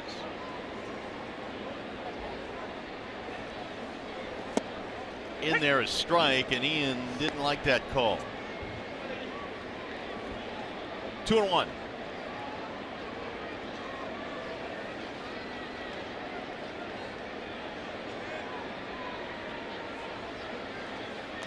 Ground ball to third. Nice backhanded pick by Gallo. 1 away. How about our showstopper tonight, fellas? Blue Jays last night, first American League team to have a pitcher and a catcher homer in an interleague game. Bailey and Stroman for the Blue Jays. And you don't see that very often. In fact, you've never seen it until last night. Here's Collins, and he fouls it back out of play 0-1.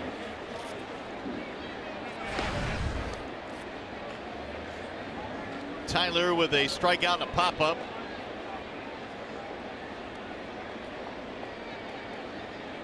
Fly to left field in that last at bat.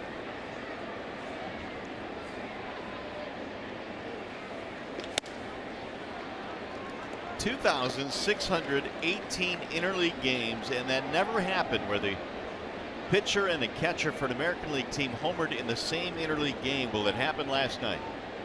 It's a lot of games. That's outside. 2-1 the count. Interleague play. Let's take a poll here. Give me yay or nay after all these years. Like it. Rod. Yay. Absolutely. That's a long time. Yeah. Marcus Stroman looked like a position player when he was running around the bases. He's not real big in stature anyway, but you would not know that he was a pitcher the way he was running around the bases. Or jogging around the bases, I should say. And he hit it the opposite way. Right. 2-2 on Collins. I think I've seen more opposite field home runs this year early in the season than any recent memory. I mean, it just seems like everybody's flipping the ball the opposite way, whether it's a left-hander or a right-hander. We watched a bunch of it in that last series, although those two teams, Baltimore and the Tigers, have good power. Collins strikes out looking. And there are two gone.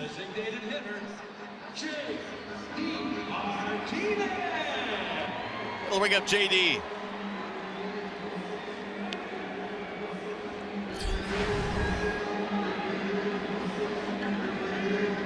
How about JD Martinez? 4 straight years, man, he's had that same walk-up song. He's not going to switch it either.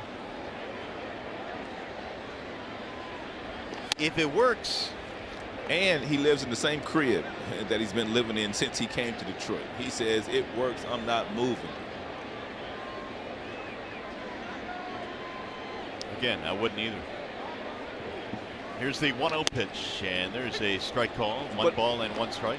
But he doesn't own it, but somehow, some way, when he comes back every spring, he's still able to get it. Yeah, he's got a long-term deal. Here's the 1-1. Broken bat, shallow center, might drop, it will. And when you're going good, you're going good.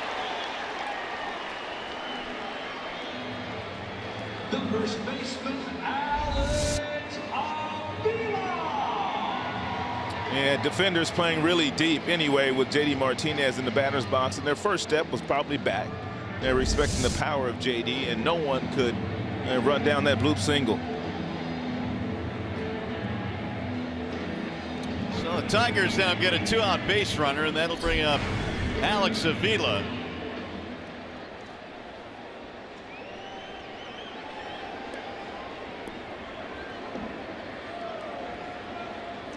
Gibby, we're just used to seeing teams just play him to pull. And I know there's a runner at first base, but even in his previous at-bats, they have not done that much to Avila. Well, I guess it's because they decided to pitch him a little differently. They watched the previous series. They maybe have some data that the others don't.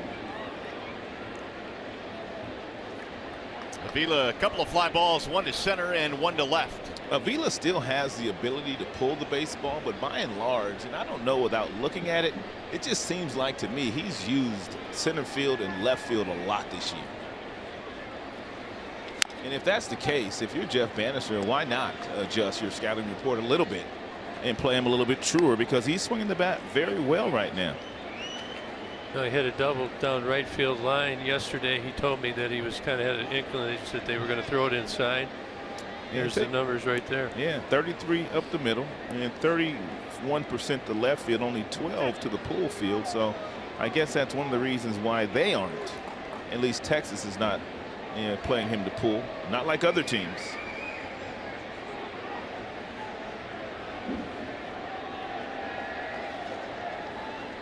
Now the 0-2. Little chopper to the second baseman. Odor throws out Avila, and the side retired. No runs, 1 hit, 1 left. Rod, we'll see you on postgame tonight. All right, fellas. See you later.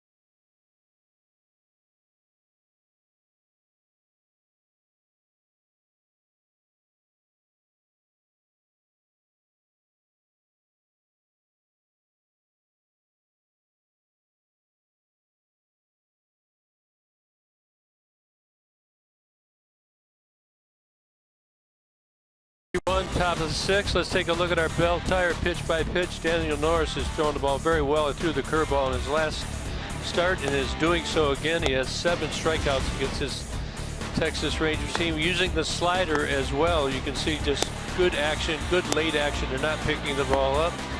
And except for that 3rd inning when he walked a couple and hit a batter, he's been very dominating throughout this game.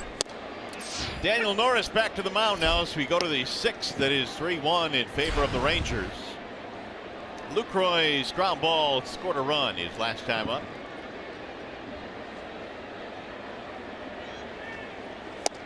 It'll miss inside. 1 ball, 1 strike. There's the usage for Daniel Norris. Fastball using his secondary stuff. You see the slider, the big pitch tonight. Little looper down the right field line, slicing, gonna drop fair. It's a base hit, overrun now by Collins, who slipped. Throw to second, tag, got him. Collins recovers and throws out Lucroy. Good throw, good recovery. You know, I've noticed when Tyler approaches balls like that, you got to get those feet apart and stamp them down, but he makes a quick recovery and a strong throw. Took his time, got on top of it, and down he goes.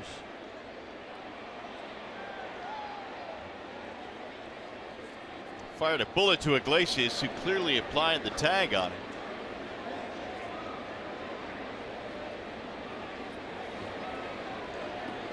Well, that's a big play. 1 out. We'll bring up Rougned Odor. Lucroy gets a single there on a pitch, a good pitch.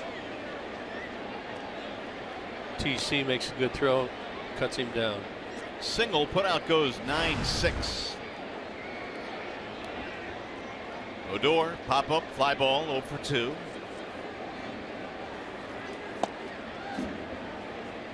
Two balls and no strikes, and the Rangers give you really like what Odor brings to their team in toughness and a guy that can hit the ball out of the ballpark. They signed him to a 6-year extension in March, so pretty obvious he's part of their plans. Yeah, and he did sign it. There are a lot of contract offers out there around the major leagues for youngsters.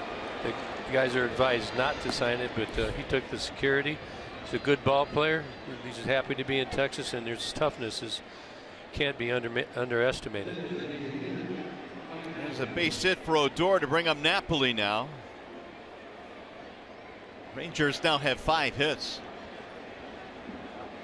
Well, it's always something for young players to weigh the security based on what they could make in the future and wait for more dollars or take the sure dollars. Well, I mean, the Players Association frowns upon it as well. They would probably deny it But you know, they prefer that they waited out a bit longer and maximize their return. 0-1 on Napoli. But here's a guy who decided to do it the other way, and it's okay both ways.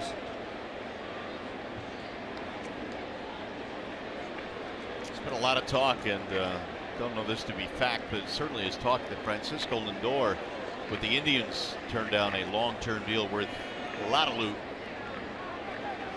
Well, some guys turn it down and they make it up later. There are many guys who turned it down and gotten hurt as well.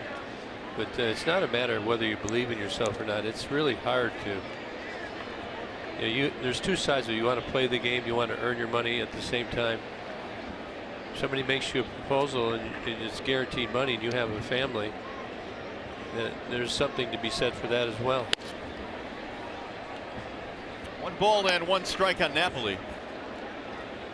I know when I played, I signed 6 one-year contracts the first 6 years.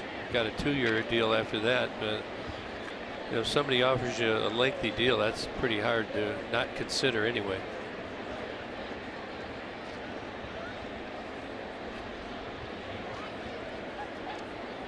Now Norris with the 1-1.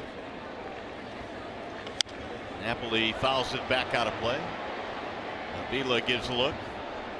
Yeah, it's hard to turn down deals like that, especially when you get into the 5- and 6-year range on some of these contracts, which, you know, will set you up for quite a while, because there are certainly no guarantees in terms of injuries in these games. Well, the other thing you do is you pretty much know you're going to be at the organization as well. You're going to stay put. You're not going to be moved around. Because many organizations, if they don't have the cost certainty, they've got to consider moving you.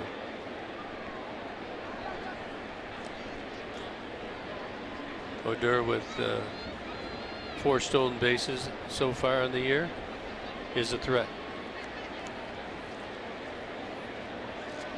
One thing, Daniel Norris, he's going to have to work on his move as he moves forward in his career. It has gotten better. But you know, the main thing is command and throwing strikes.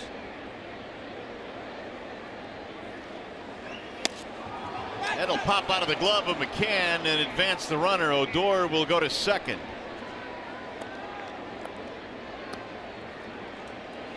Tell you, Odor did a good job. Look how quickly he goes. This ball pops up in James McCann's glove and he is gone.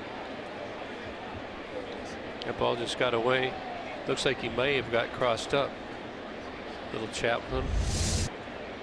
Pass ball is the ruling. Rangers now have another man in scoring position.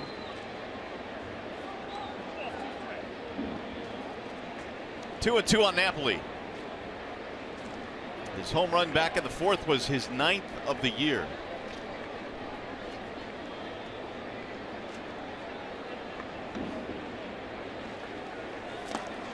And he couldn't hold up, went around for strike 3. Napoli's out. Another breaking pitch right there. Texas knows he's going to throw it, probably a slider. They can't hold up. 8 strikeouts now for Norris. Time now for the Mini Countryman player profile as Joey Gallo comes strolling in. This guy has hit a lot of home runs really at every level. Yeah, he's got good credentials. He lets it fly. He's a big frame guy. Just looking for the consistency. Already has 12 home runs. Tied for 3rd this year. Homered in his major league debut off Jeff Samardzija. Going to swing and miss a lot.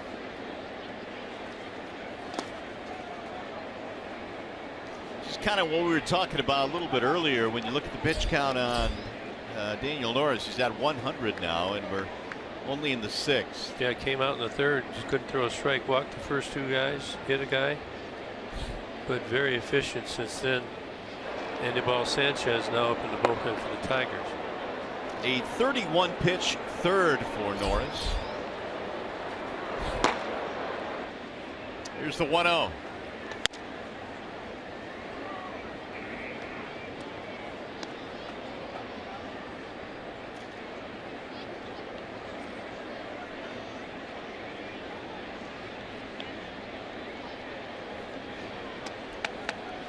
Norris gave up a 2 spot in the second, 1 in the fourth.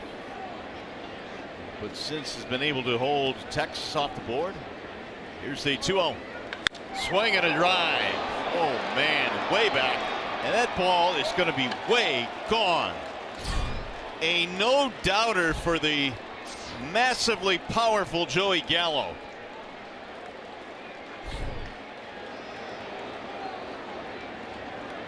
Two-out, 2-run shot, 5-1 Texas. 2 strikeouts in his previous 2 at-bats. Has not looked good on the breaking ball. I believe he gets a fastball here. And he doesn't miss it. 92 miles an hour, up and in. See, he kind of opens his stance up. It's kind of right in his wheelhouse. The Tigers trail 5-1. 13th of the year for Gallo. And here's Ryan Rua. And that look by Daniel Norris says it all. Rua takes a strike. Oh, 115 miles an hour. That's some bat speed. At 439 feet. Yikes. It's a good poke.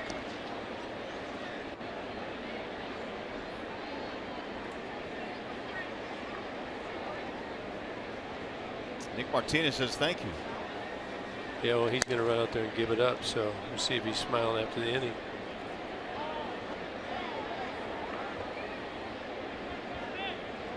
Two-one on Rua. That ball to the gap in left center field. It's down. It's going to split the gap and go to the wall.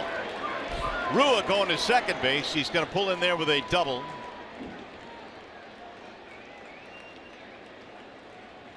Fourth hit in the inning, and Brad Ausmus pondering what to do. Well, he's got the lefty up, but it's not going to matter. He's going to go get him. So it's going to be a wall side windows pitching change. Daniel Norris will not survive the 6th. Tigers go to the bullpen, and we'll be back.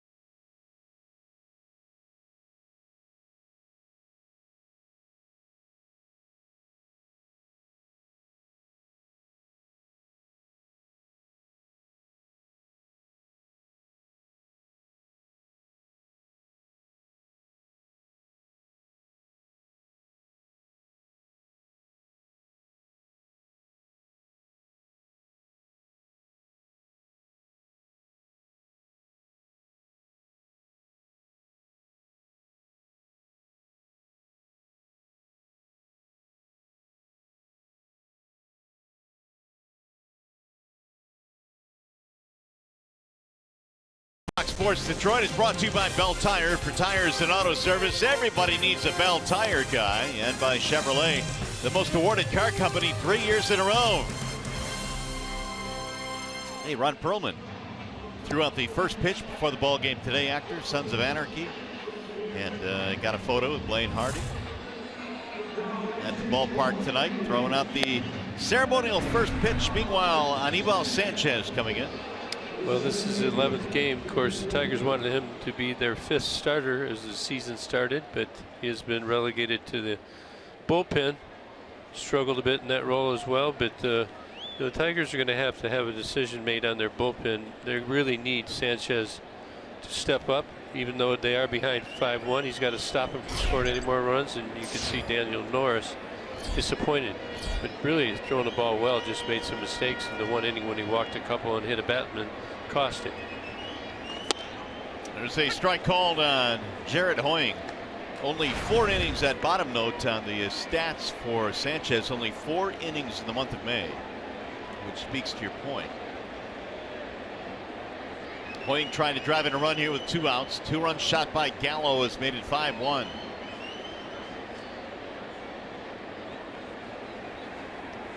Swing and a miss.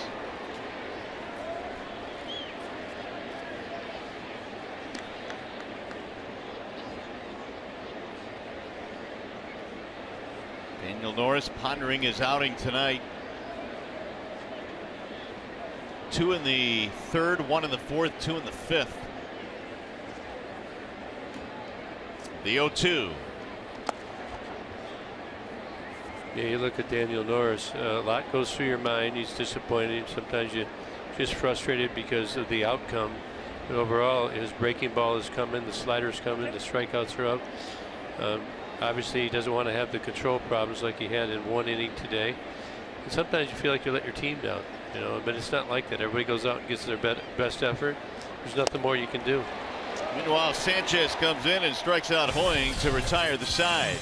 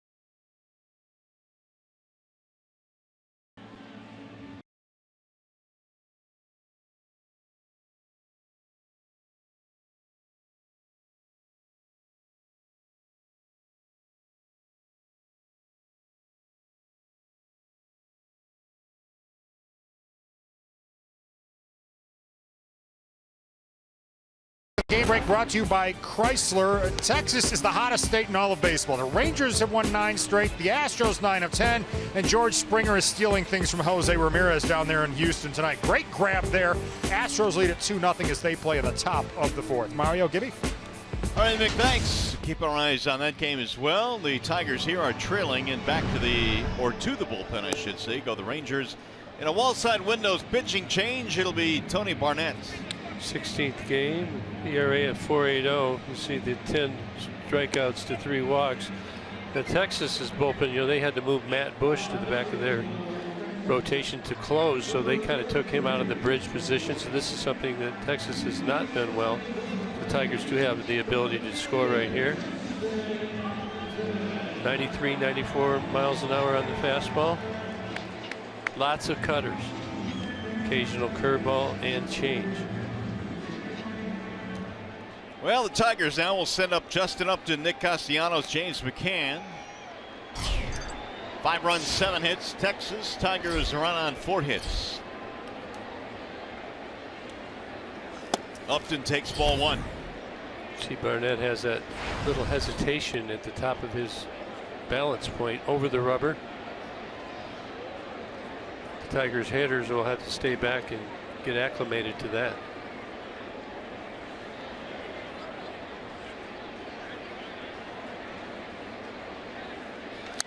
Fouled away. Barnett was selected by the Diamondbacks in 2006 in the 10th round. He then, after playing a couple of years in the minor leagues, went to Japan for 6 seasons. He returned to the States and played for Texas last year and was really good. Only allowed 1 earned run in the last 4 games. He's throwing pretty decent. 2-1 on Upton. Look at that motion. He has that hesitation at the top. If you get a runner on base, he certainly can't do that, huh? No, that would not be good.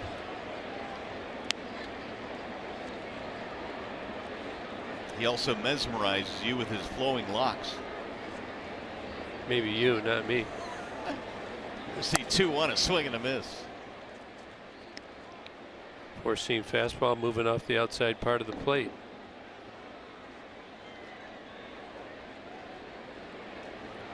Upton poked a double down the right field line in the 4th and then scored on a single by Romine later in the inning.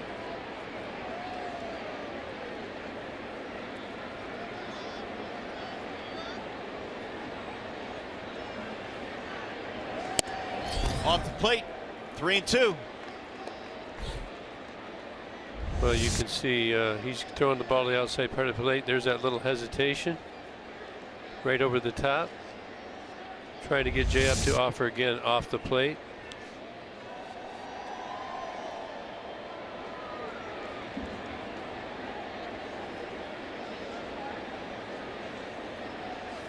And there's ball 4, leadoff man on. That's the start. Tigers have scored some, had some big innings here in the last 4 games. Due for another. By the way, the Tigers June digital ballpark pass is your ticket to 10 home games in June. 1 pass, 10 games, only $49.99. All tickets will be digitally delivered to your mobile device. Buy yours today at tigers.com/pass.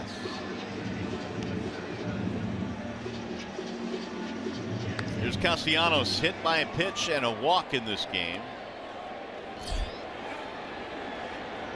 Well, get on the base any way you can.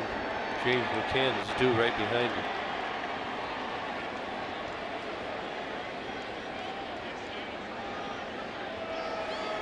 Swing and a miss, 0-1. 92 up the letters, and Nick swings through it. This kid looks, he's got some height on him, so even though he's 92, 94, I think he's letting go of that ball about 55 feet away. So it's getting on way quicker than maybe it looks on TV. Something about him sneaky. Throws a high, heavy ball.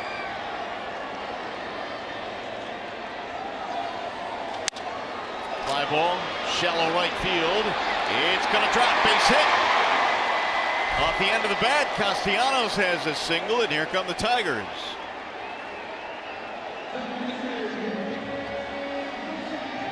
Going to bring up McCann. Again, trying to go away. It appears his pattern is he likes to throw the ball all away.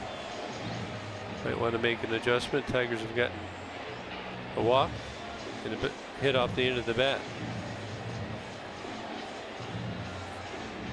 McCann has a ground ball and a strikeout. This ground ball should have been the final out of the 4th, but Andrews threw it wide at second base, kept the inning going, and the Tigers then scored.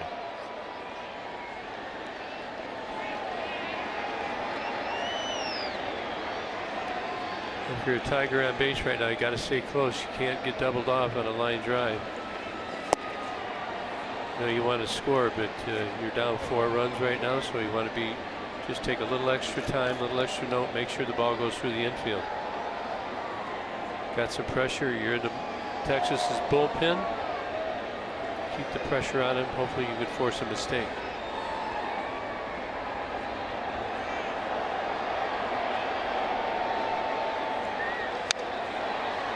0-2 on McCann.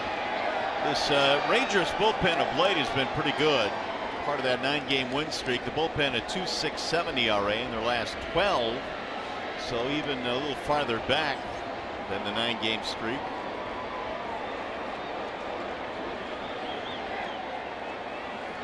Upton led it off with a walk on a 3-2 pitch, then a bloop single by Castellanos.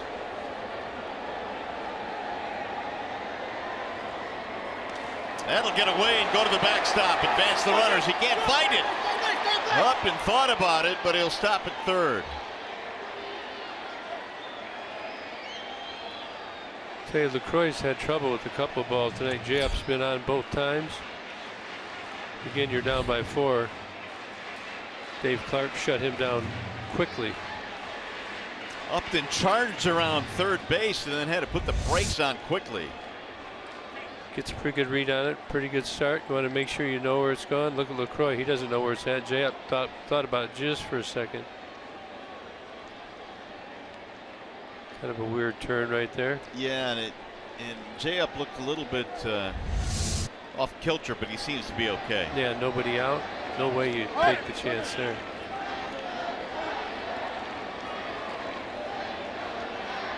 Something in James's eye. Or a little gamesmanship there.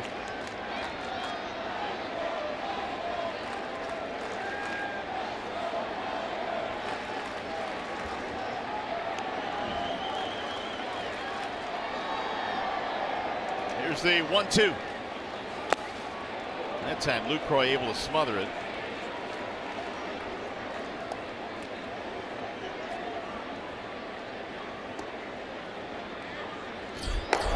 We got some action. Alvarez, the left-hander.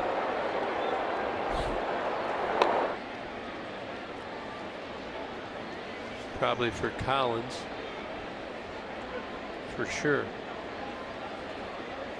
Barnett took over a 5-1 lead, but is in trouble here in the 6th.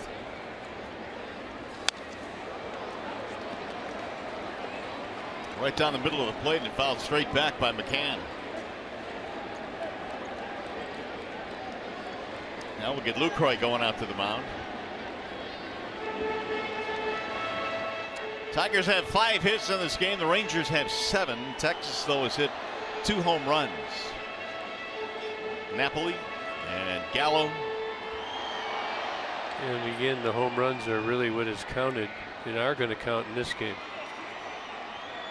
Home runs, you get a guy on, hit a home run. Obviously, you get 2. You get 2 runs without a home run, you're going to have to hit 4 in a row, maybe 5. 5 hits in a row don't happen very often. But I'm welcome for them to prove me wrong right here. Absolutely.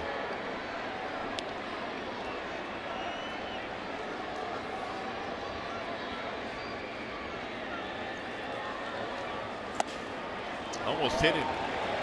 He was trying, kind of buckled him. Full count on McCann. Starts this ball right at his shoulder. James read it good. Could see the spin on the ball. Wasn't going to spin over the plate.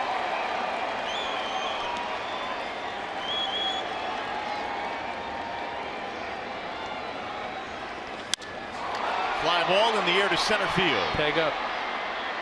Hoying will get it. Runner will tag at third. Throw comes back into third base. Sac fly, scoring a run. Well, we get one. Good at bat by James. See, he gets the ball in the air. Jay up back to the bag. Nick over there at second fakes.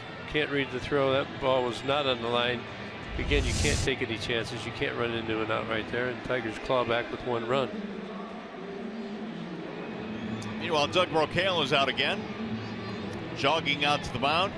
You got Romine coming up with a man at second, 1 out. Remember, Romine tried to bunt his last at bat. So you can count on the Rangers probably being up on the grass to take that away.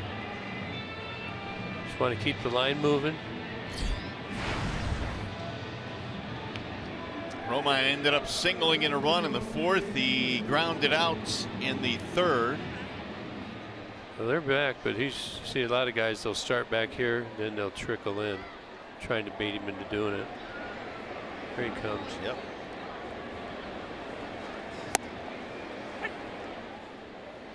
0-1 on Romine. Tigers going to battle tonight without Miguel Cabrera, without Victor Martinez, and Miguel saying hopefully that he might have a chance tomorrow. He'd love to play tomorrow. We'll see. Yeah, I think they're going to have to be really cautious on that. I would try to be overly cautious with Cabrera. You don't want to lose him for any extended obliques. In general, if you do it good, it's 4 to 6 weeks minimum. And I think they said grade 1. Grade 1. That correct. would be less. But if you're not ready to come back, it turns into a higher grade. Pulled foul.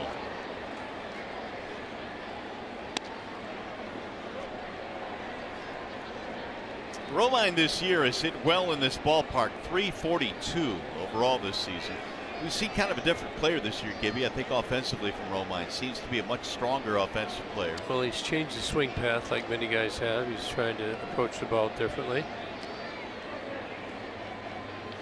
He's impacting the ball better. 1-2.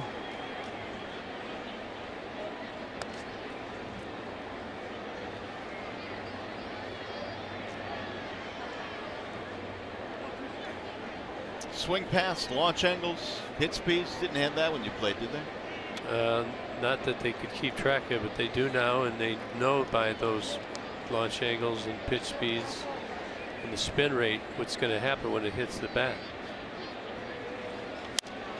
Slap foul out of play. You know, you look at, you know, we were talking about some of the metrics the other night, how they can figure out. We're talking about making a big sample, so right here you could use Romine versus a right-handed pitcher, power pitcher, who stands on the left side of the rubber, and you could put you know, 3/4 over the top, put his speed range in there. They retrieve that data and they can tell the probability of him being successful. Now I talked to somebody with the Rangers. I asked what the big metric that they use. They use a metric called OPS estimate. It's an estimate. It runs algorithms of their last 10 games. Ground ball foul again. First base side broke that bat. Yeah. So they have their own way of figuring that. That doesn't, you know, managers don't sit down and crunch these numbers. It's done from the guys upstairs that understand it and understand those long formulas. They give a number, and now the manager does take a suggestion at times. The people who figure those numbers, sometimes they use them, sometimes they don't. There's other factors involved.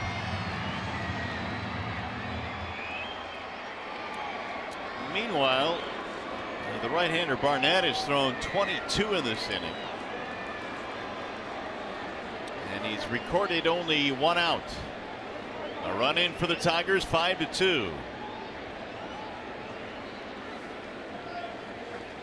And he got him, strike 3. Little cutter right there. 2 gone. Hey, tomorrow on Fox from coast to coast, it's an evening of Major League Baseball. Joey Gallo and the Rangers take on J.D. Martinez and your Tigers tomorrow at 7 on Fox. It'll be game 2 in the series. 2 gone now, and here is Iglesias. Iggy has put the ball on the ground twice, both to the right side of the infield. Those 2 at bats came against the starter Martinez, who went 5 innings and threw 92 pitches. Before Barnett came on.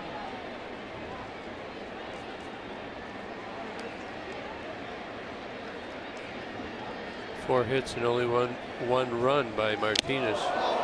Down goes Iglesias. That ball was up and in. You call a strike on that? I think they did. Yep. Let's take a look at this. Bat go around, or did it hit the bat? I think he said that he went around. Ball's up and in. I don't know that he swung, but it says 0-2.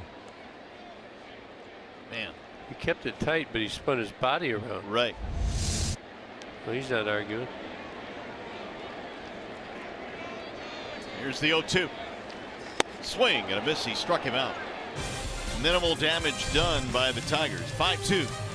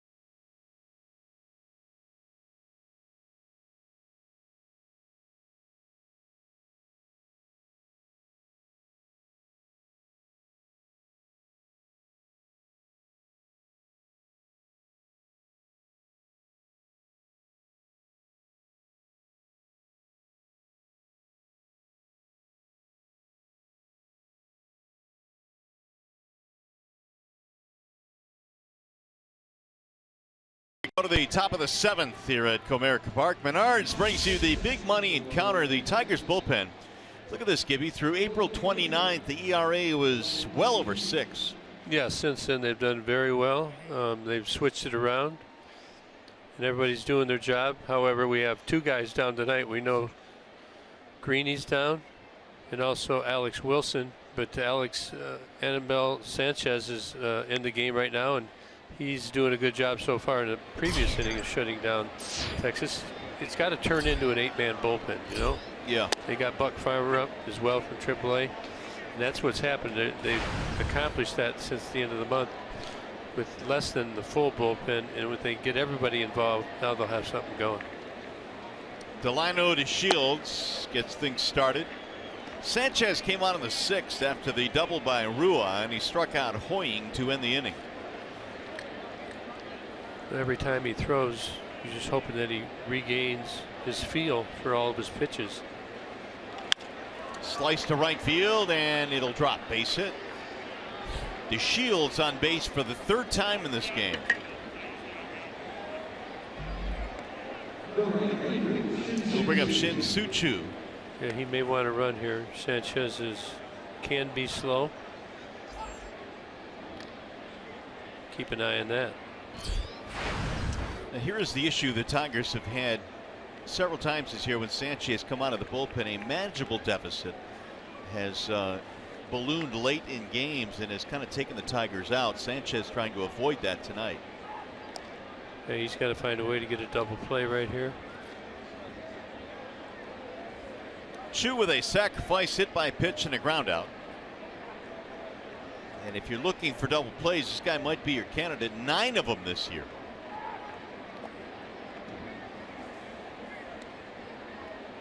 Delano DeShields, 262 steals in almost 600 minor league games. So he likes to run. He likes to motor. James McCann likes to throw guys out too. His dad, senior's still over 400 in the big leagues. It's a lot of bags. Fouled away 0-1. Always wondered about the wear and tear that takes on the bodies of base stealers, namely Ricky Henderson, who I know was built very well and was a strong guy, but still. Well, he paid for it, but he had the desire and the fundamental and the technique to pull it off. We had 100 in more than one season. Right. It's crazy. Strike call. You're somebody who's got good wheels. You think you're fast, and you watch somebody like Ricky Henderson, what he accomplishes. Wow. Here goes Nick over to the other side of the diamond.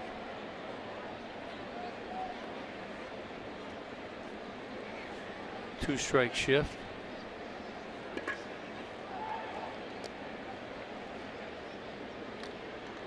Now, to be a base stealer, you have to have the ability to get off. You have to have the ability to go get a good jump. You have to be a good slider. You got to put it all together. You have to be able to return to the base on those throwovers. The interesting thing about DeShields is nobody has had more pickoff attempts against him at first base than DeShields this year. So he's been a high priority once he gets to first. Well, he has 7 steals. He's got that open stance over there, which makes it look like he's further off to the pitcher. Now we get back into the seats. I think it's good to have an open stance because you want to have an easier time turning towards second base so you can run your route. However, that inhibits you from returning to the base because you have further to turn to go back to first base. Does not have a big lead right now.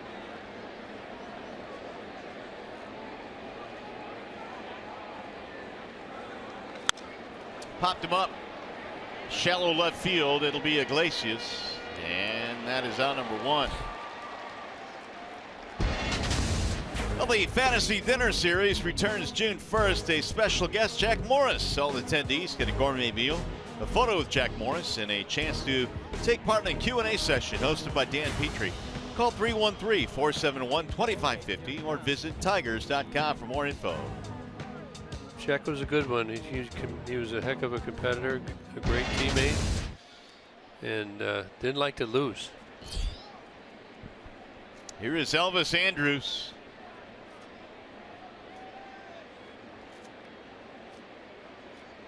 Runner goes.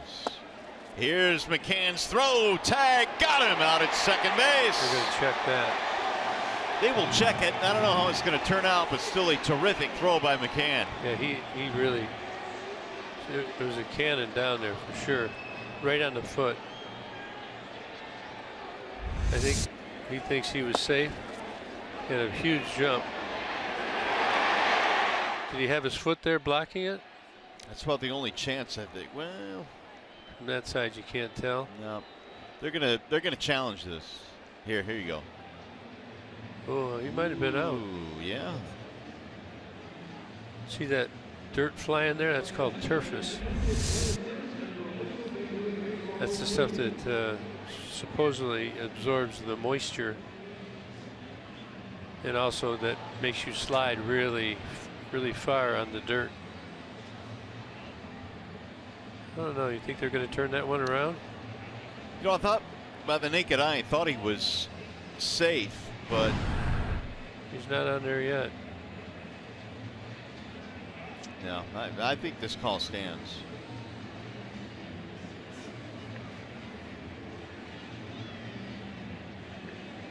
About a tie, so I don't know if they're going to reverse that or not. It's already gone, what, about a minute? I think when you get a tie or something that's very close, they usually stick with the call in the field, which right now is out at second base. In the meantime, Anibal Sanchez working on some pitches.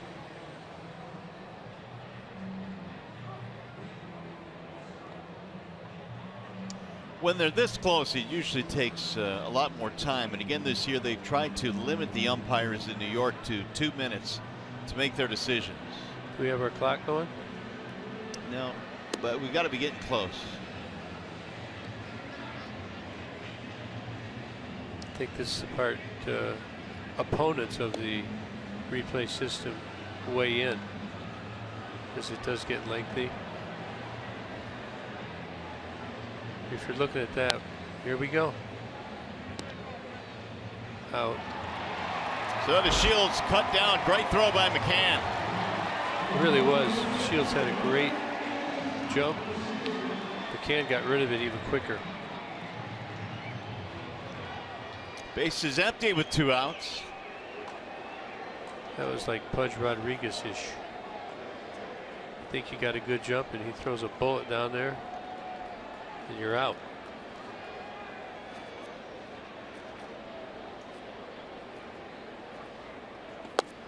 Ball 2 outside to Elvis Andrus.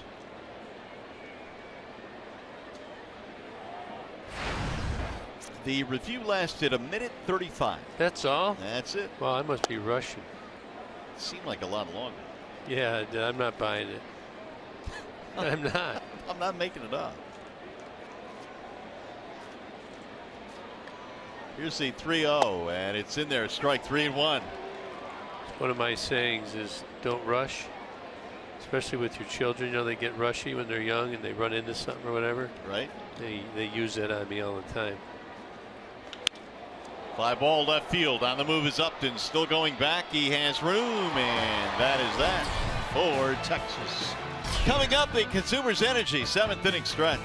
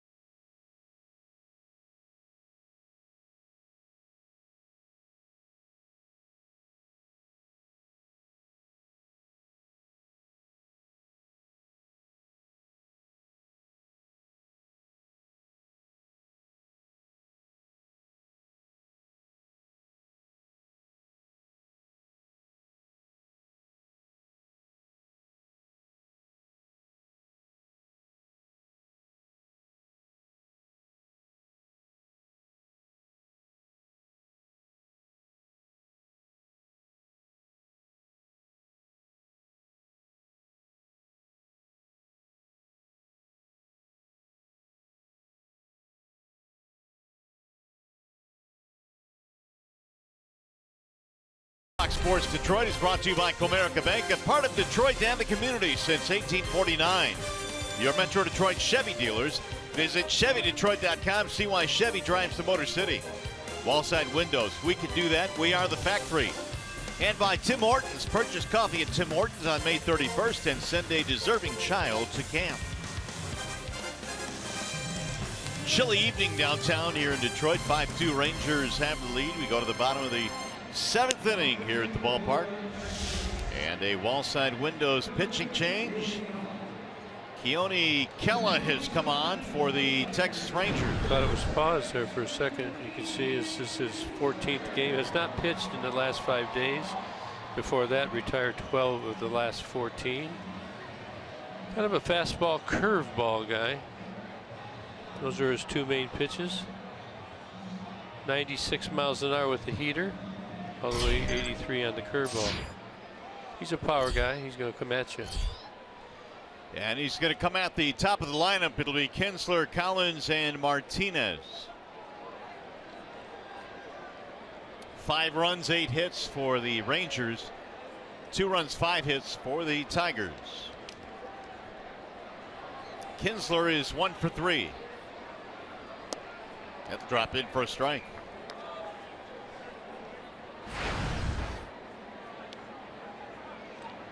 Ian is up to 242 now. 6-game hitting streak for the Tigers second baseman. The Tigers need to get him going consistent. You wonder how guys get off to slow starts. Miguel's been hurt a couple times this year already, and think back to the start of spring training, the WBC. It's a great event. Seems to take something out of some of the guys. You get so emotionally up for that competition, and then you start the season, you go back to spring training, you start the season. I think one of the things Ian said when he came back was, you know, the real difference is you're not used to seeing 96, 97 that early in spring camp.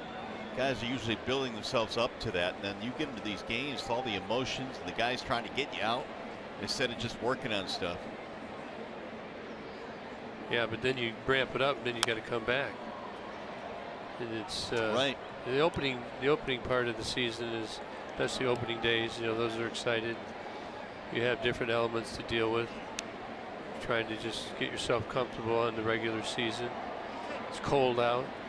You can get rainouts and all that stuff. But Ian has looked good, but just has not with the consistency as he has in his prior years with the Tigers. I'm sure he's going to come around, though.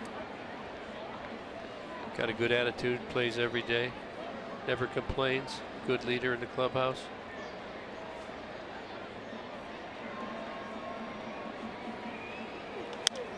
Popped him up. First base side for Rua. One gone. That'll bring up Tyler Collins. Fastball slider there, got him on the slider after establishing the heater. Kella first got to the big leagues in 2015 when he was only 22 years old, and he had an ERA of 2.39 in 68 appearances. Out of that Rangers pen.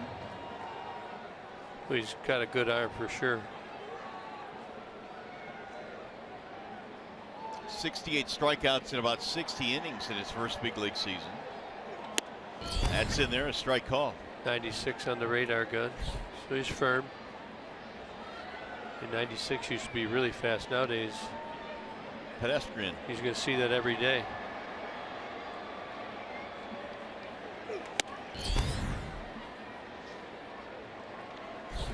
One to one on Tyler.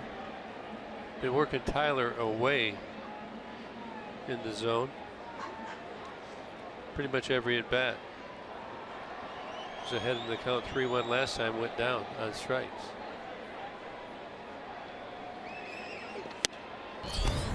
One and two.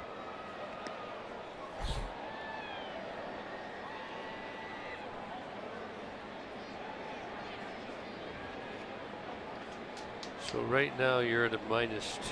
Well, why'd you bring that up? Here's the 1-2. Oh, swing and a miss. Well, I had Tyler and pick the stick tonight, so he strikeouts a minus. Hey, by the way, Tigers fans, catch the game on TV. And well, now you can watch, if you can't catch them on TV, you can watch them on your mobile device or tablet. Just download the Fox Sports Go app. It's that simple. Take Fox Sports Detroit and Tigers games with you and never miss a Tigers game again. It's that simple. 2 away now for J.D. Martinez. JD's got a hit. Here's the big breaking ball.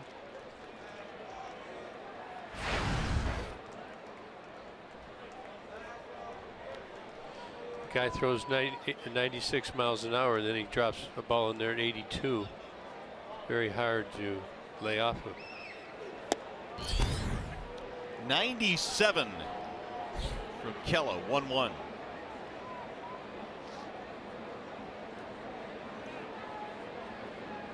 Love this view right here. Comes in there fairly quickly, so don't blink. Fairly quickly, I think, might be an understatement. 1 and 2.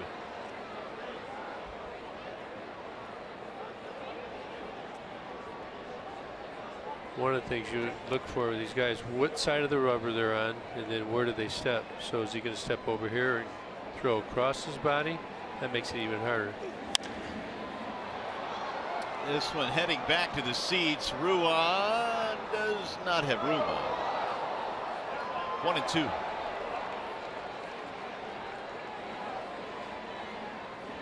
So if a guy throws 96, 97 and he's thrown across his body and he hides it, very tricky.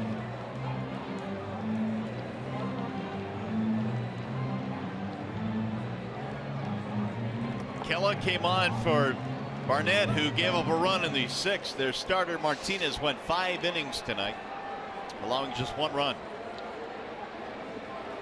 It's up to the bullpens now.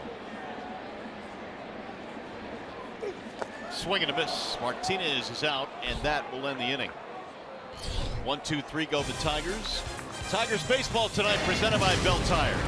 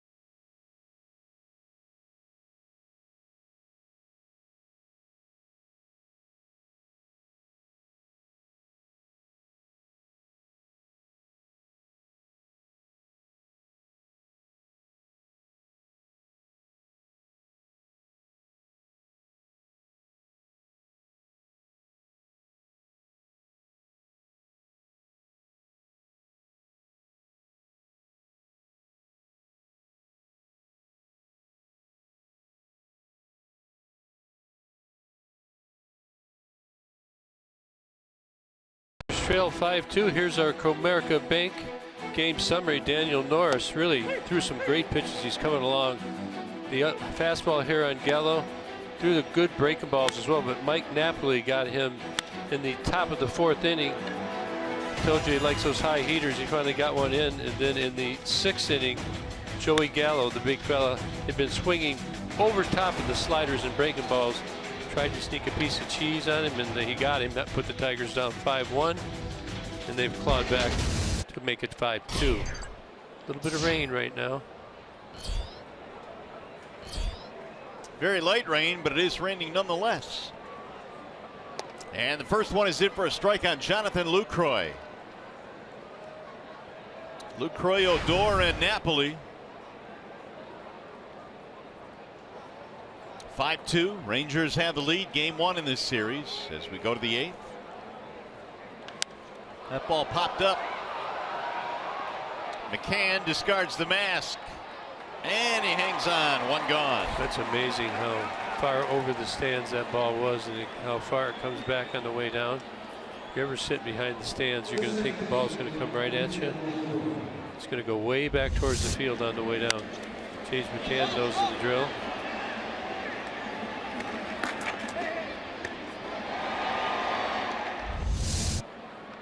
Those are easy on night games as long as they don't get in the lights. Playing to pull on Odor. Singled in his last at bat.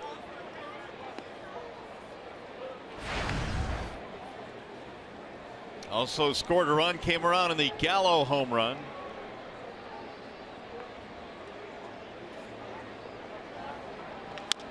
Back up the middle. Castellanos. Perfect. And there are 2 gone. That's where the shifts work perfectly right there. Perfectly placed. 1 hopper. So Sanchez has done a good job since coming out in the 6th. Got a strikeout of Hoying, gave up a single, but no damage in the 7th, and now 2 outs here in the 8th. They had a single and a caught stealing. McCann. 2 fly balls in the 7th. A couple pop out in a grounder here in the 8th.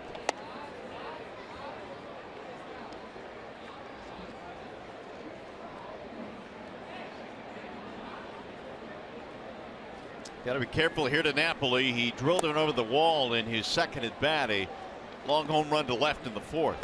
You'll get some by him up there, but the one that he hit the home run on was more in, up and in. He just has a high swing plane that gets to those pitches many times. It's a lot of home runs. He's had a good career, you know. Went over to Boston. Remember, they wouldn't give him. They were going to sign him, then they wouldn't give him a contract. How long did it take for him to sign? Then he ended up winning a world championship over there. Yeah. Started with Texas. Now he's back. Ooh, big hack there. 2-2.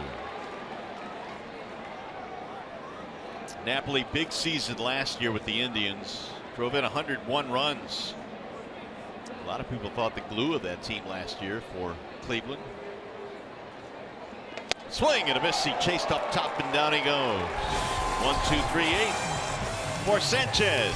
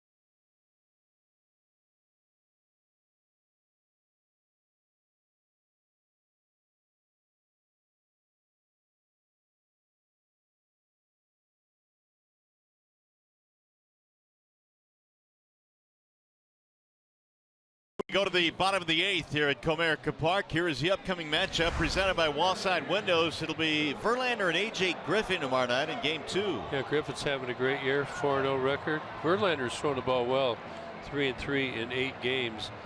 That's alarming that he doesn't have more wins. I think he's pitched good enough, and I talked to him on the way in today. And of course, he thinks he can do better, so he'll be looking to get the Tigers a win tomorrow. Tomorrow night's game on Fox beginning at 7 p.m. Tune in. There's Mr. Verlander preparing for his start. Making mental notes. Looks like he shaved or something. He looks younger today. What did he do? I think he did shave. Here's Avila. Ball 1. And he did. He'll be growing in by tomorrow, though. He probably just set it for tomorrow. Did you do that? Shave a couple days away so it'll be perfect. Well, I don't typically have a shaving schedule. Well, you got a plan. You don't want to look totally clean shaven if you're doing something rough and tough. I know you go to a lot of those events. Yeah, that's a good point. Have a little scruffle on your face. Scruffle, there you go. I love that word.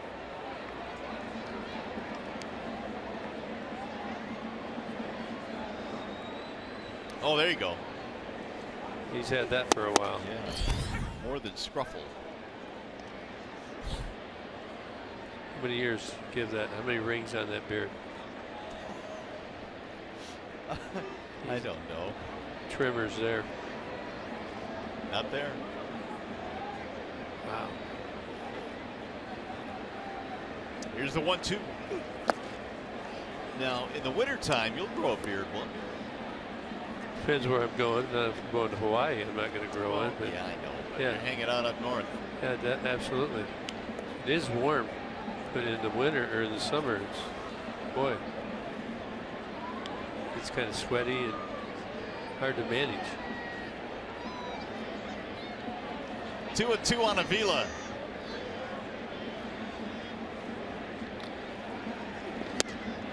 Low 3-2. Good breaking ball right there. Good downward action. Alex laid off. Upton on deck. Tread water right now with Alex. Even.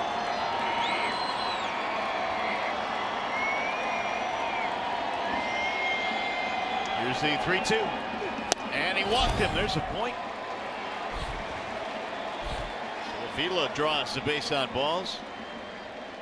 Fans, don't forget RBI Baseball 2017 returns with fast-paced pick-up-and-play MLB action packed with all your favorite MLB teams, players, ballparks, and a whole lot more. Get RBI Baseball today for Xbox One, PlayStation 4, and mobile devices. Learn more at RBIGame.com. Well, the 2 games the Tigers have won since they've been home in this homestand.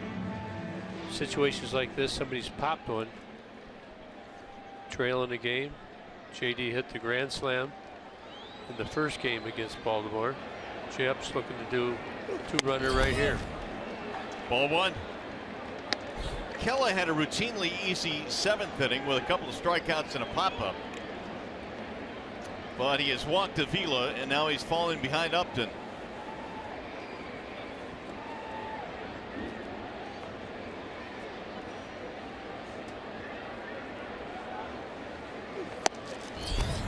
In there, a strike at the bottom of the zone. It didn't have to be. That'll bring Doug Raquel out again. He comes running out to the mound. What could he be saying, huh?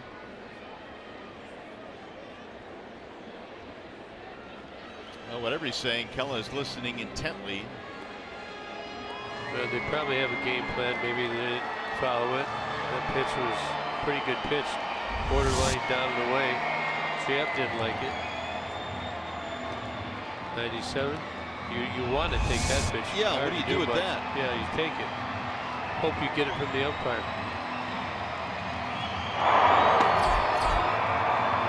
Dyson, the right-hander, warming up.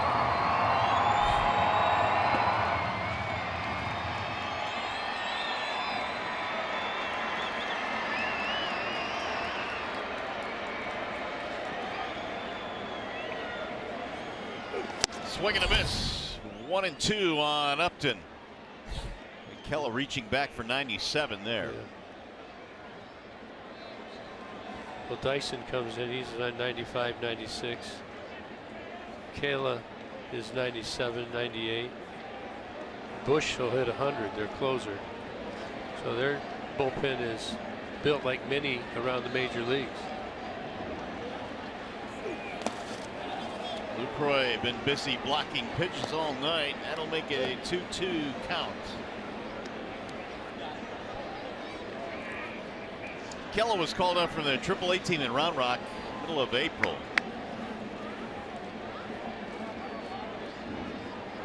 Began the year in the minor leagues.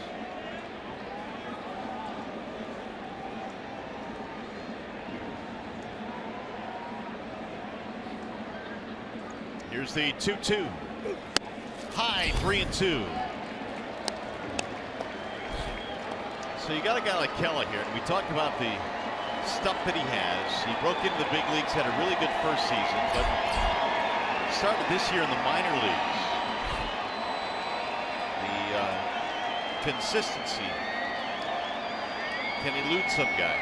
Well, you start out, you go good. It's one thing. When you come back and it's not so good, you have to deal with it a little differently. And sometimes you got to learn how to do it. Swing and a miss, and Upton goes fishing. Yeah, J-Up's had trouble. A lot of 3-2 sliders, breaking pitches. This homestand, it's very anxious here. This ball's off the plate. See it cuts off. Would have had a walk, but didn't work out. That's pretty nasty, actually. Here's Castellanos.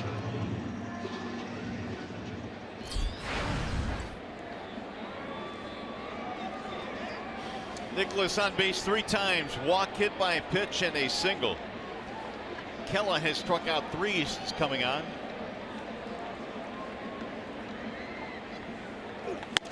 Strike 1 to Nick,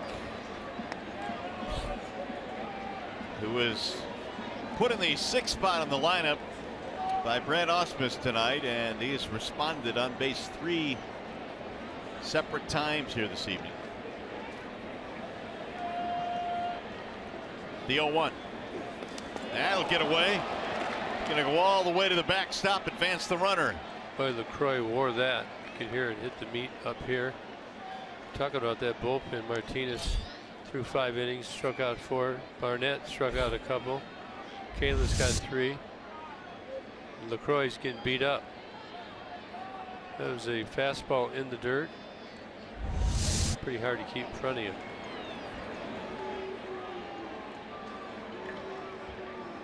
Kella gets a visit from LaCroix. Well, we've had a couple pitching coach visits. LaCroix's visited quite a bit. Guess they want to make sure they're on the same page.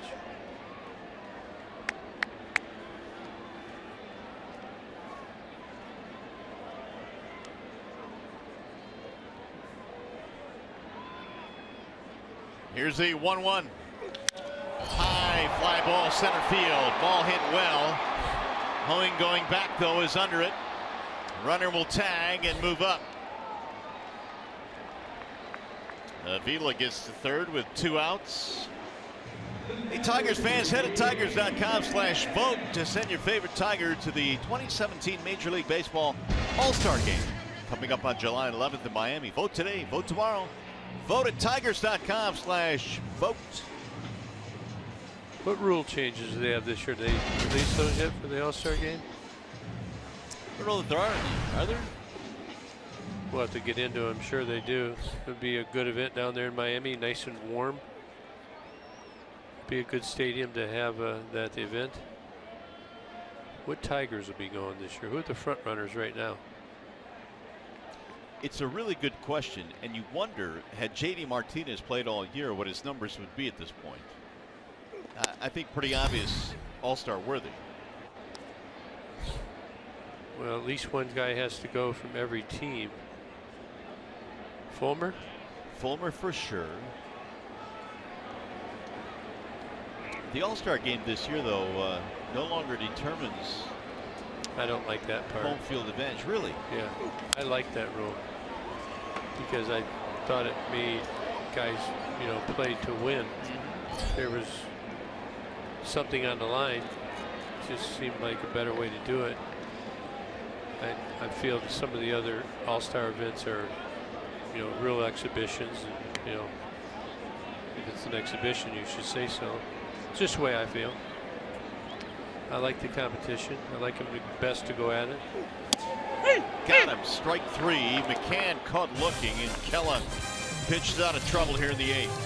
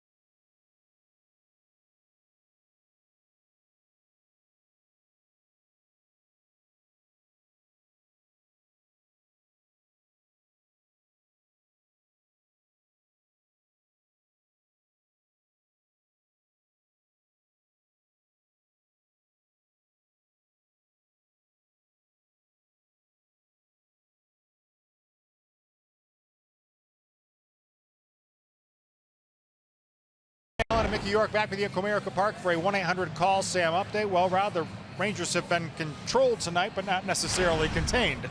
Well, we talked about the Rangers in the pregame show today, and we talked about the fact they had won 9 games in a row. If you're the Tigers and you were going to beat the Rangers, you had to bring your A game today. Unfortunately, they did not bring their A game, and the Rangers look like they're going to win another one. All right, we'll hear from Daniel Norris to see what he thought about his night coming up after the game on Tigers Live. And Mike Napoli's career numbers against the Tigers are pretty good. What he's done against them in the last 5 years, however, is downright cruel. We'll show that to you as well immediately following the game on Tigers Live. Mario Gibby. All right, guys, thanks. It'll be a wall-side windows pitching change. Here comes K-Rod. Yeah, Francisco Rodriguez coming in. Hopefully he gets some good work in today and holds Texas to no runs, but everybody knows what's going on with him. He's struggled so far earlier in the early part of this season, and I can tell you he's not giving in. This guy's got 1,000 games almost under his belt. He's been through it before, and he's determined to fix it again this year. Don't count him out. Joey Gallo leads it off, and he'll take a ball outside, 1-1. So Sanchez goes 2 1/3 scoreless. Put that in the positive column tonight for the Tigers.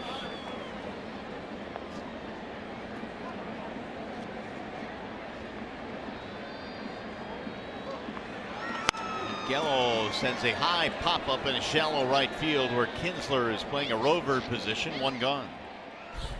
Just like we promised earlier in the game, it's Miller time, brought to you by Miller Lite. Joey Gallo. We talked about the big fella. 439 feet.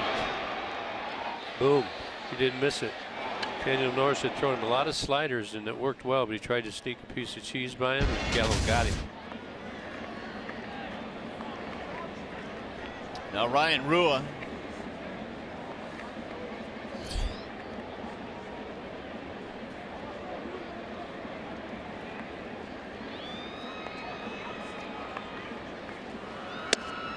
Ball 1 to Rua. Tell you, Gallo with his swing, he does not try and hit the ball on the ground. And you can see him dip that back shoulder. That ball, that home run came off his bat at 115 miles an hour. That's elite speed right there. That puts him in the top percentage of ball coming off the bat. That's kind of Giancarlo Stanton area. 2-0 meanwhile on Rua, who has a single double and a run scored in this game from the 8th spot in their lineup. In there is strike 2-1.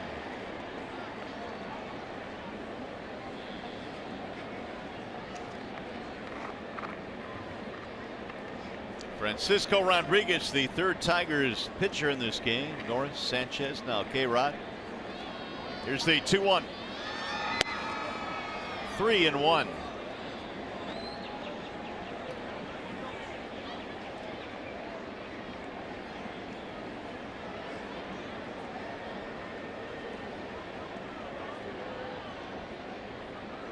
Infield straight, outfield the same against Rua. Swing and a miss. Rua had some power in the minor leagues, hit 32 one year for the Rangers. That was in 2013. That's power. A lot of home runs. Don't care where you're at. And they play about a month less. 3-2 is outside, walked him. Well, Tigers are trailing 5-2 here at the top of the ninth, but there is some good things that went on. And Anibal Sanchez thought to threw the ball really well.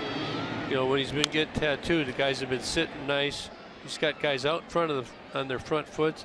He had a little life on that fastball. Got Mike Napoli. So 2 1/3 innings, only 1 hit. Struck out a pair. So Tigers need that from this. I was going to say kid, but he's not a kid anymore. I think you lose that title when you hit 30, don't you? I was going to say, what is the cutoff point? There's a swing and a miss. Here's my other question. What is the cutoff point between young guy in the game and veteran in the game? How many years do you need? Depends what team you're on.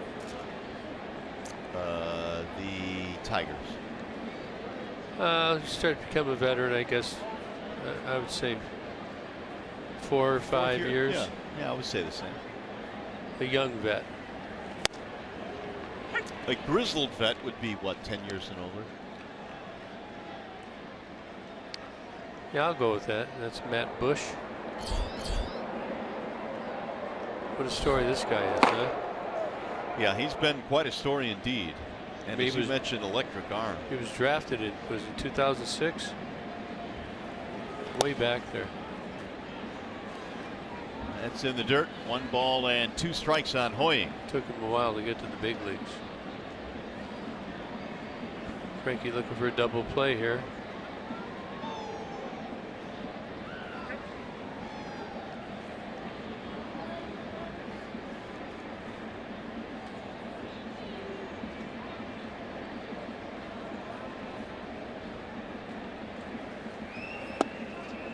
Low ball 2. What I hear is that Frankie's velos just dropped just enough where they can really sit on the off-speed pitches, and they can still get to the fastball or foul it off. But I know that Frankie's been trying to, you know, have different speed variations on his normal pitches. Swing and a miss. Tough night for Hoying. He has struck out 4 times in this game. What do they call that?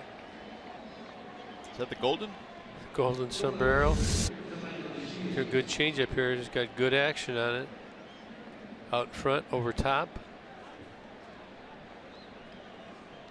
2 down. That'll bring up Delino to Shields.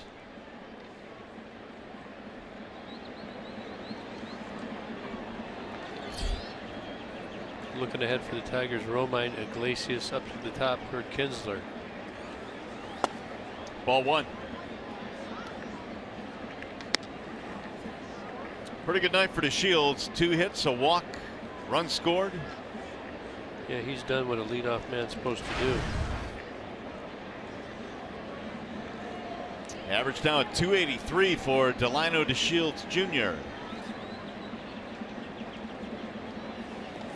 That's in for a strike. Top part of the zone, 1-1. Am I hearing things, or you hear those birds? I hear the birds. There's no way they can be awake now. It's past their bedtime and it's too cold. I don't think it's really a bird. Somebody making a sound?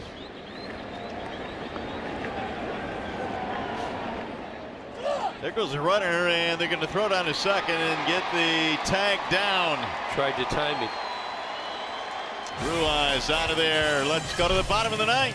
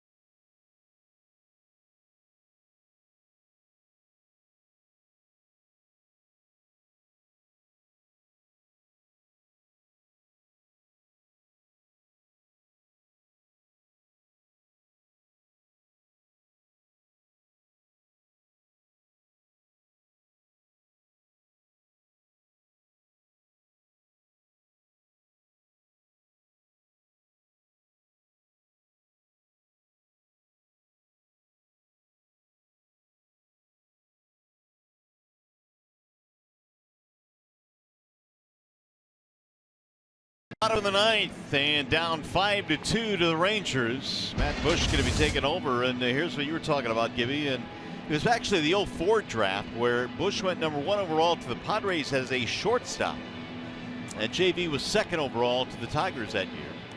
The Padres, he was a local guy, and they caught some rough for drafting Matt Bush, but it's taken him a while to get to the big leagues. But he is here as a closer. There they are. They could have picked JB, right? San Diego? They could have had but they JB. didn't. And we are thankful they didn't. There you see Matt Bush is 4 out of 5 on save opportunities. Everything is minuscule. ERA 1.17, WHIP 0.85, 19 strikeouts, 4 walks. But you know, I looked around. Have you been paying attention to the trend that's going around Major League Baseball with closers? I have. It's not a very good trend.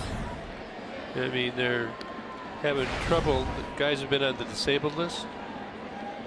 And the save percentage, started looking at it, the lowest in the last 5 years? No. Last 10 years? Nope. No? 15? Yes. No. No? How about the last 20. 30 years? Wow. Really? Here's the 0-2. And a ball low. Save percentage, the lowest in Major League Baseball, league-wide 63.4% since 1974. So we're going to come back. That's the point. He's due to give it up. I'm going to hold you to it. Didn't go, I don't believe. Nope. No, he didn't even come close to going. But he can throw it up to 100 miles an hour. There's a little rain, which is going to be challenging. Hopefully he can't get a grip. Loses the strike zone, walks a couple. So let's see how that would play out. 97 fouled it back. 2-2 on Romine, who gets it started here in the ninth. Here's some of the closers we've been talking about: Britton, Chapman, Amelia, Doolittle, Bedrosian. They're all on the DL. Mark Melanson just came back. Yeah, he was on as well. Swing and a miss. He struck him out.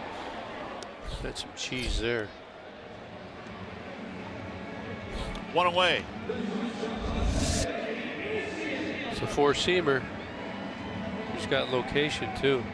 Blew it right by him. You were talking about these power arms that come out of the Texas pen. The bullpen alone has 7 strikeouts tonight.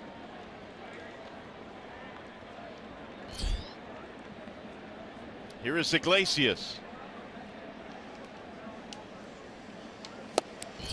Threw it right by him at 98. Yeah, it's more than sneaky.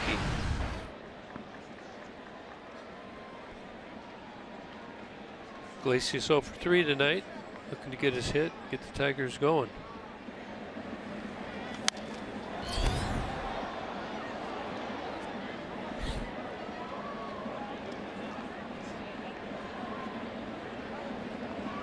Sam Dyson was the closer at the start of the year, but he could not hold it down, had his struggles early, and that opened the door for Bush, who has been really good.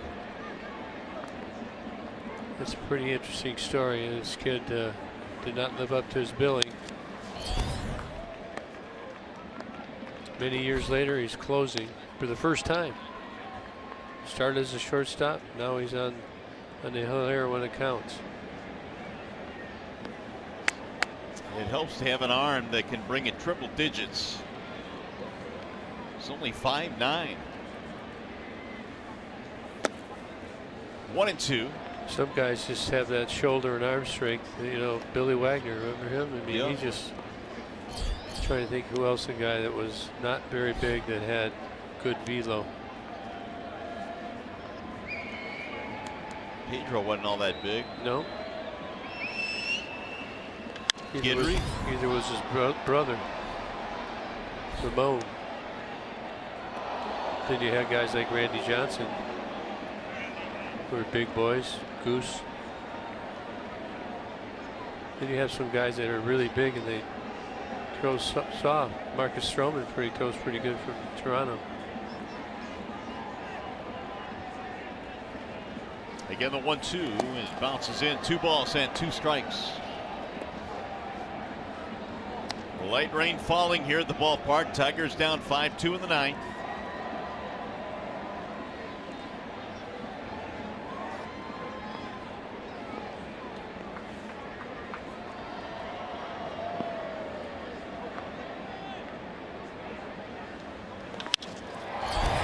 left field. It's going to get down, base hit. So Iglesias turns around 97 with a 1-out single. Nicely done. Got to start it a little early. You got to cheat on that. Now you remember he threw a couple breaking balls about 55 feet, so you pretty much know the heater's coming. Might have broke his bat, but nevertheless gets it over the third baseman's head. Gallo. DeShields in quickly with the ball.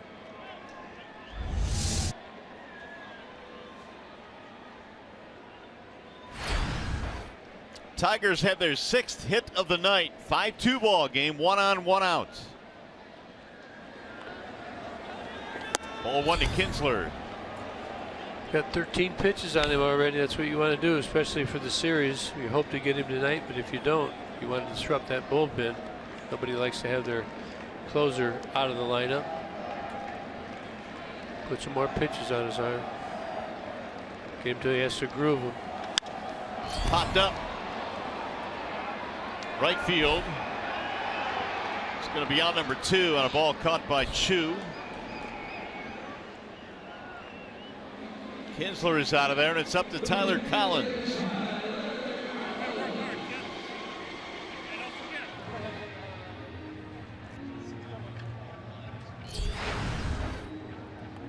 TC tonight is 0 for 4 in the game. Not biting. Minus Alan Trammell. -3. Yeah, thank you. Runner going. They're not paying attention to him, and it's ball 1. So Iglesias will take second. Defensive indifference. No stolen base.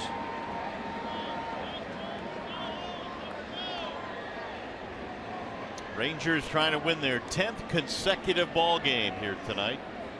And they're 1 out away. All right, Collins gets on base. You know who's on deck? JD. He's been kind of dramatic this year. He has. Luke Price like, look, we don't want to face the guy on deck. And even beyond that, the guy behind JD, who's due. Alex is due. My guy. Double points for the game winner. So you have to vision. You have to have vision and stuff. So JD gets on. After Tyler gets on, you got bases loaded. Then your grand salami. You are envisioning big things tonight. 2-1 on Collins. Low ball 3. Guarantee he's getting a fastball here. I would bet on this one. Oh, no doubt. You got to stay short. The guys that throw this hard, they're sneaky like this. Got to really stay short. Don't try and just try and get a base hit. 99. Right over the heart of the plate, and Collins was on it, fouled it back. Comes another heater. There's no reason to throw something off speed here.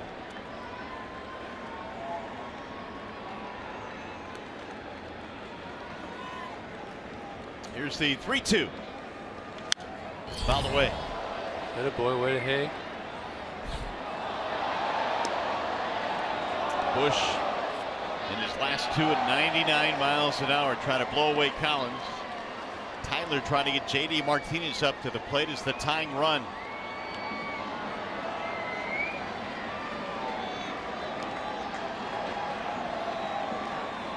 And again the 3-2. Another foul back out of play. Another 99-mile-an-hour heater. Everybody who stays around gets a free ball and a win. It's promotion I'm running.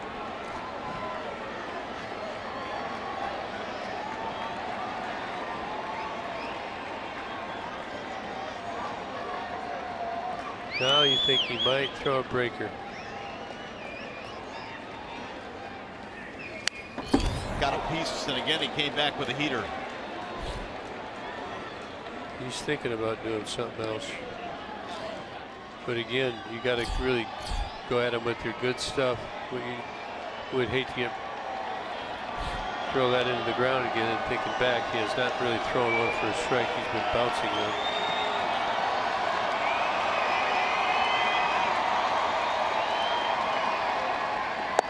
And he did throw him a bender and then bend it inside. Now JD coming up.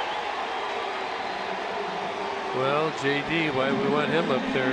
We had a pretty good week on Tuesday. Tigers trail. Dinger to right center, deep part of the field. And then yesterday, line drive right into the opponent's bullpen. So he's feeling good about himself.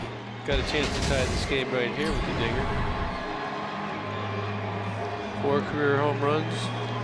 In the 9th inning or later to tie the game or take the JD last Saturday at the Angels.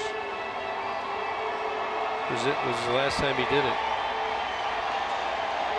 What do you think Bush is thinking? Well, I think he's thinking I got a workout out for him here, and I shouldn't have walked Collins. Well, he's probably moved on. He's like to see him throw his heater, though. What a matchup here. JD fouls it back. 97 inside part of the plate. 0-1.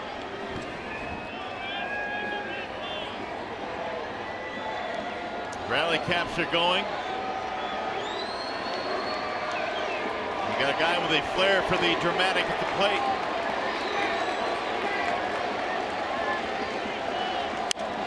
Popped up, foul. And now 0-2 on JD. No secret there, is there? Just coming right at him. JD's ready.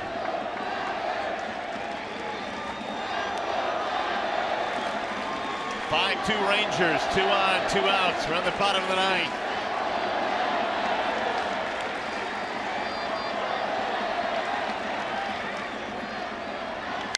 Another foul back out of play. Well, when he throws the breaker, let's hope he hangs it. That is the 27th pitch now for Bush. Just in case, Justin Wilson is warming up in the Tigers' pen. That's if it's tied.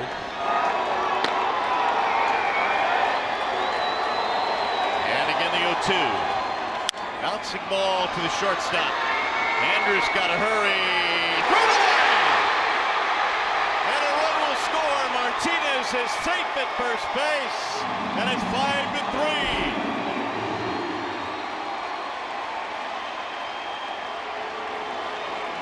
I think the elements got him here.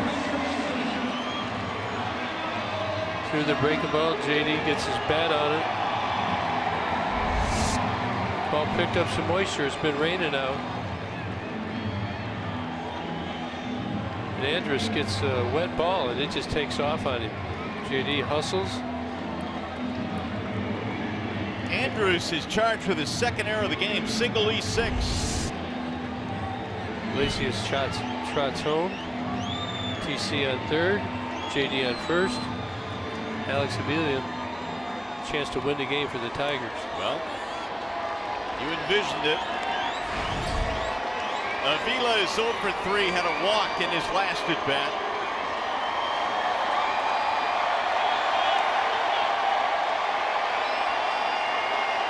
Tying runs on. Avila the winning run at the plate. He's going to be looking heater too. Ball 1. Jay up on deck.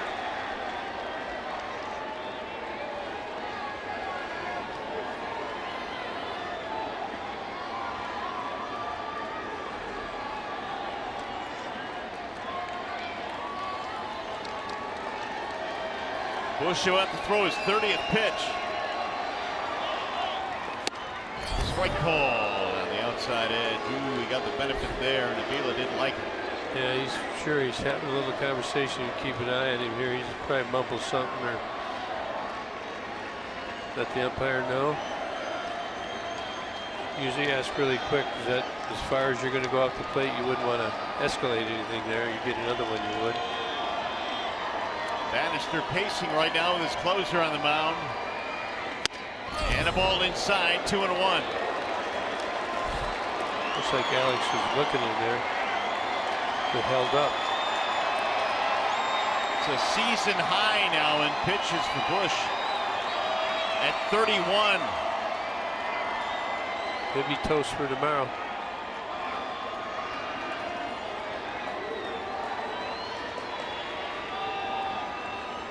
Here's the 2-1. Fouled away, 2-2 on Avila.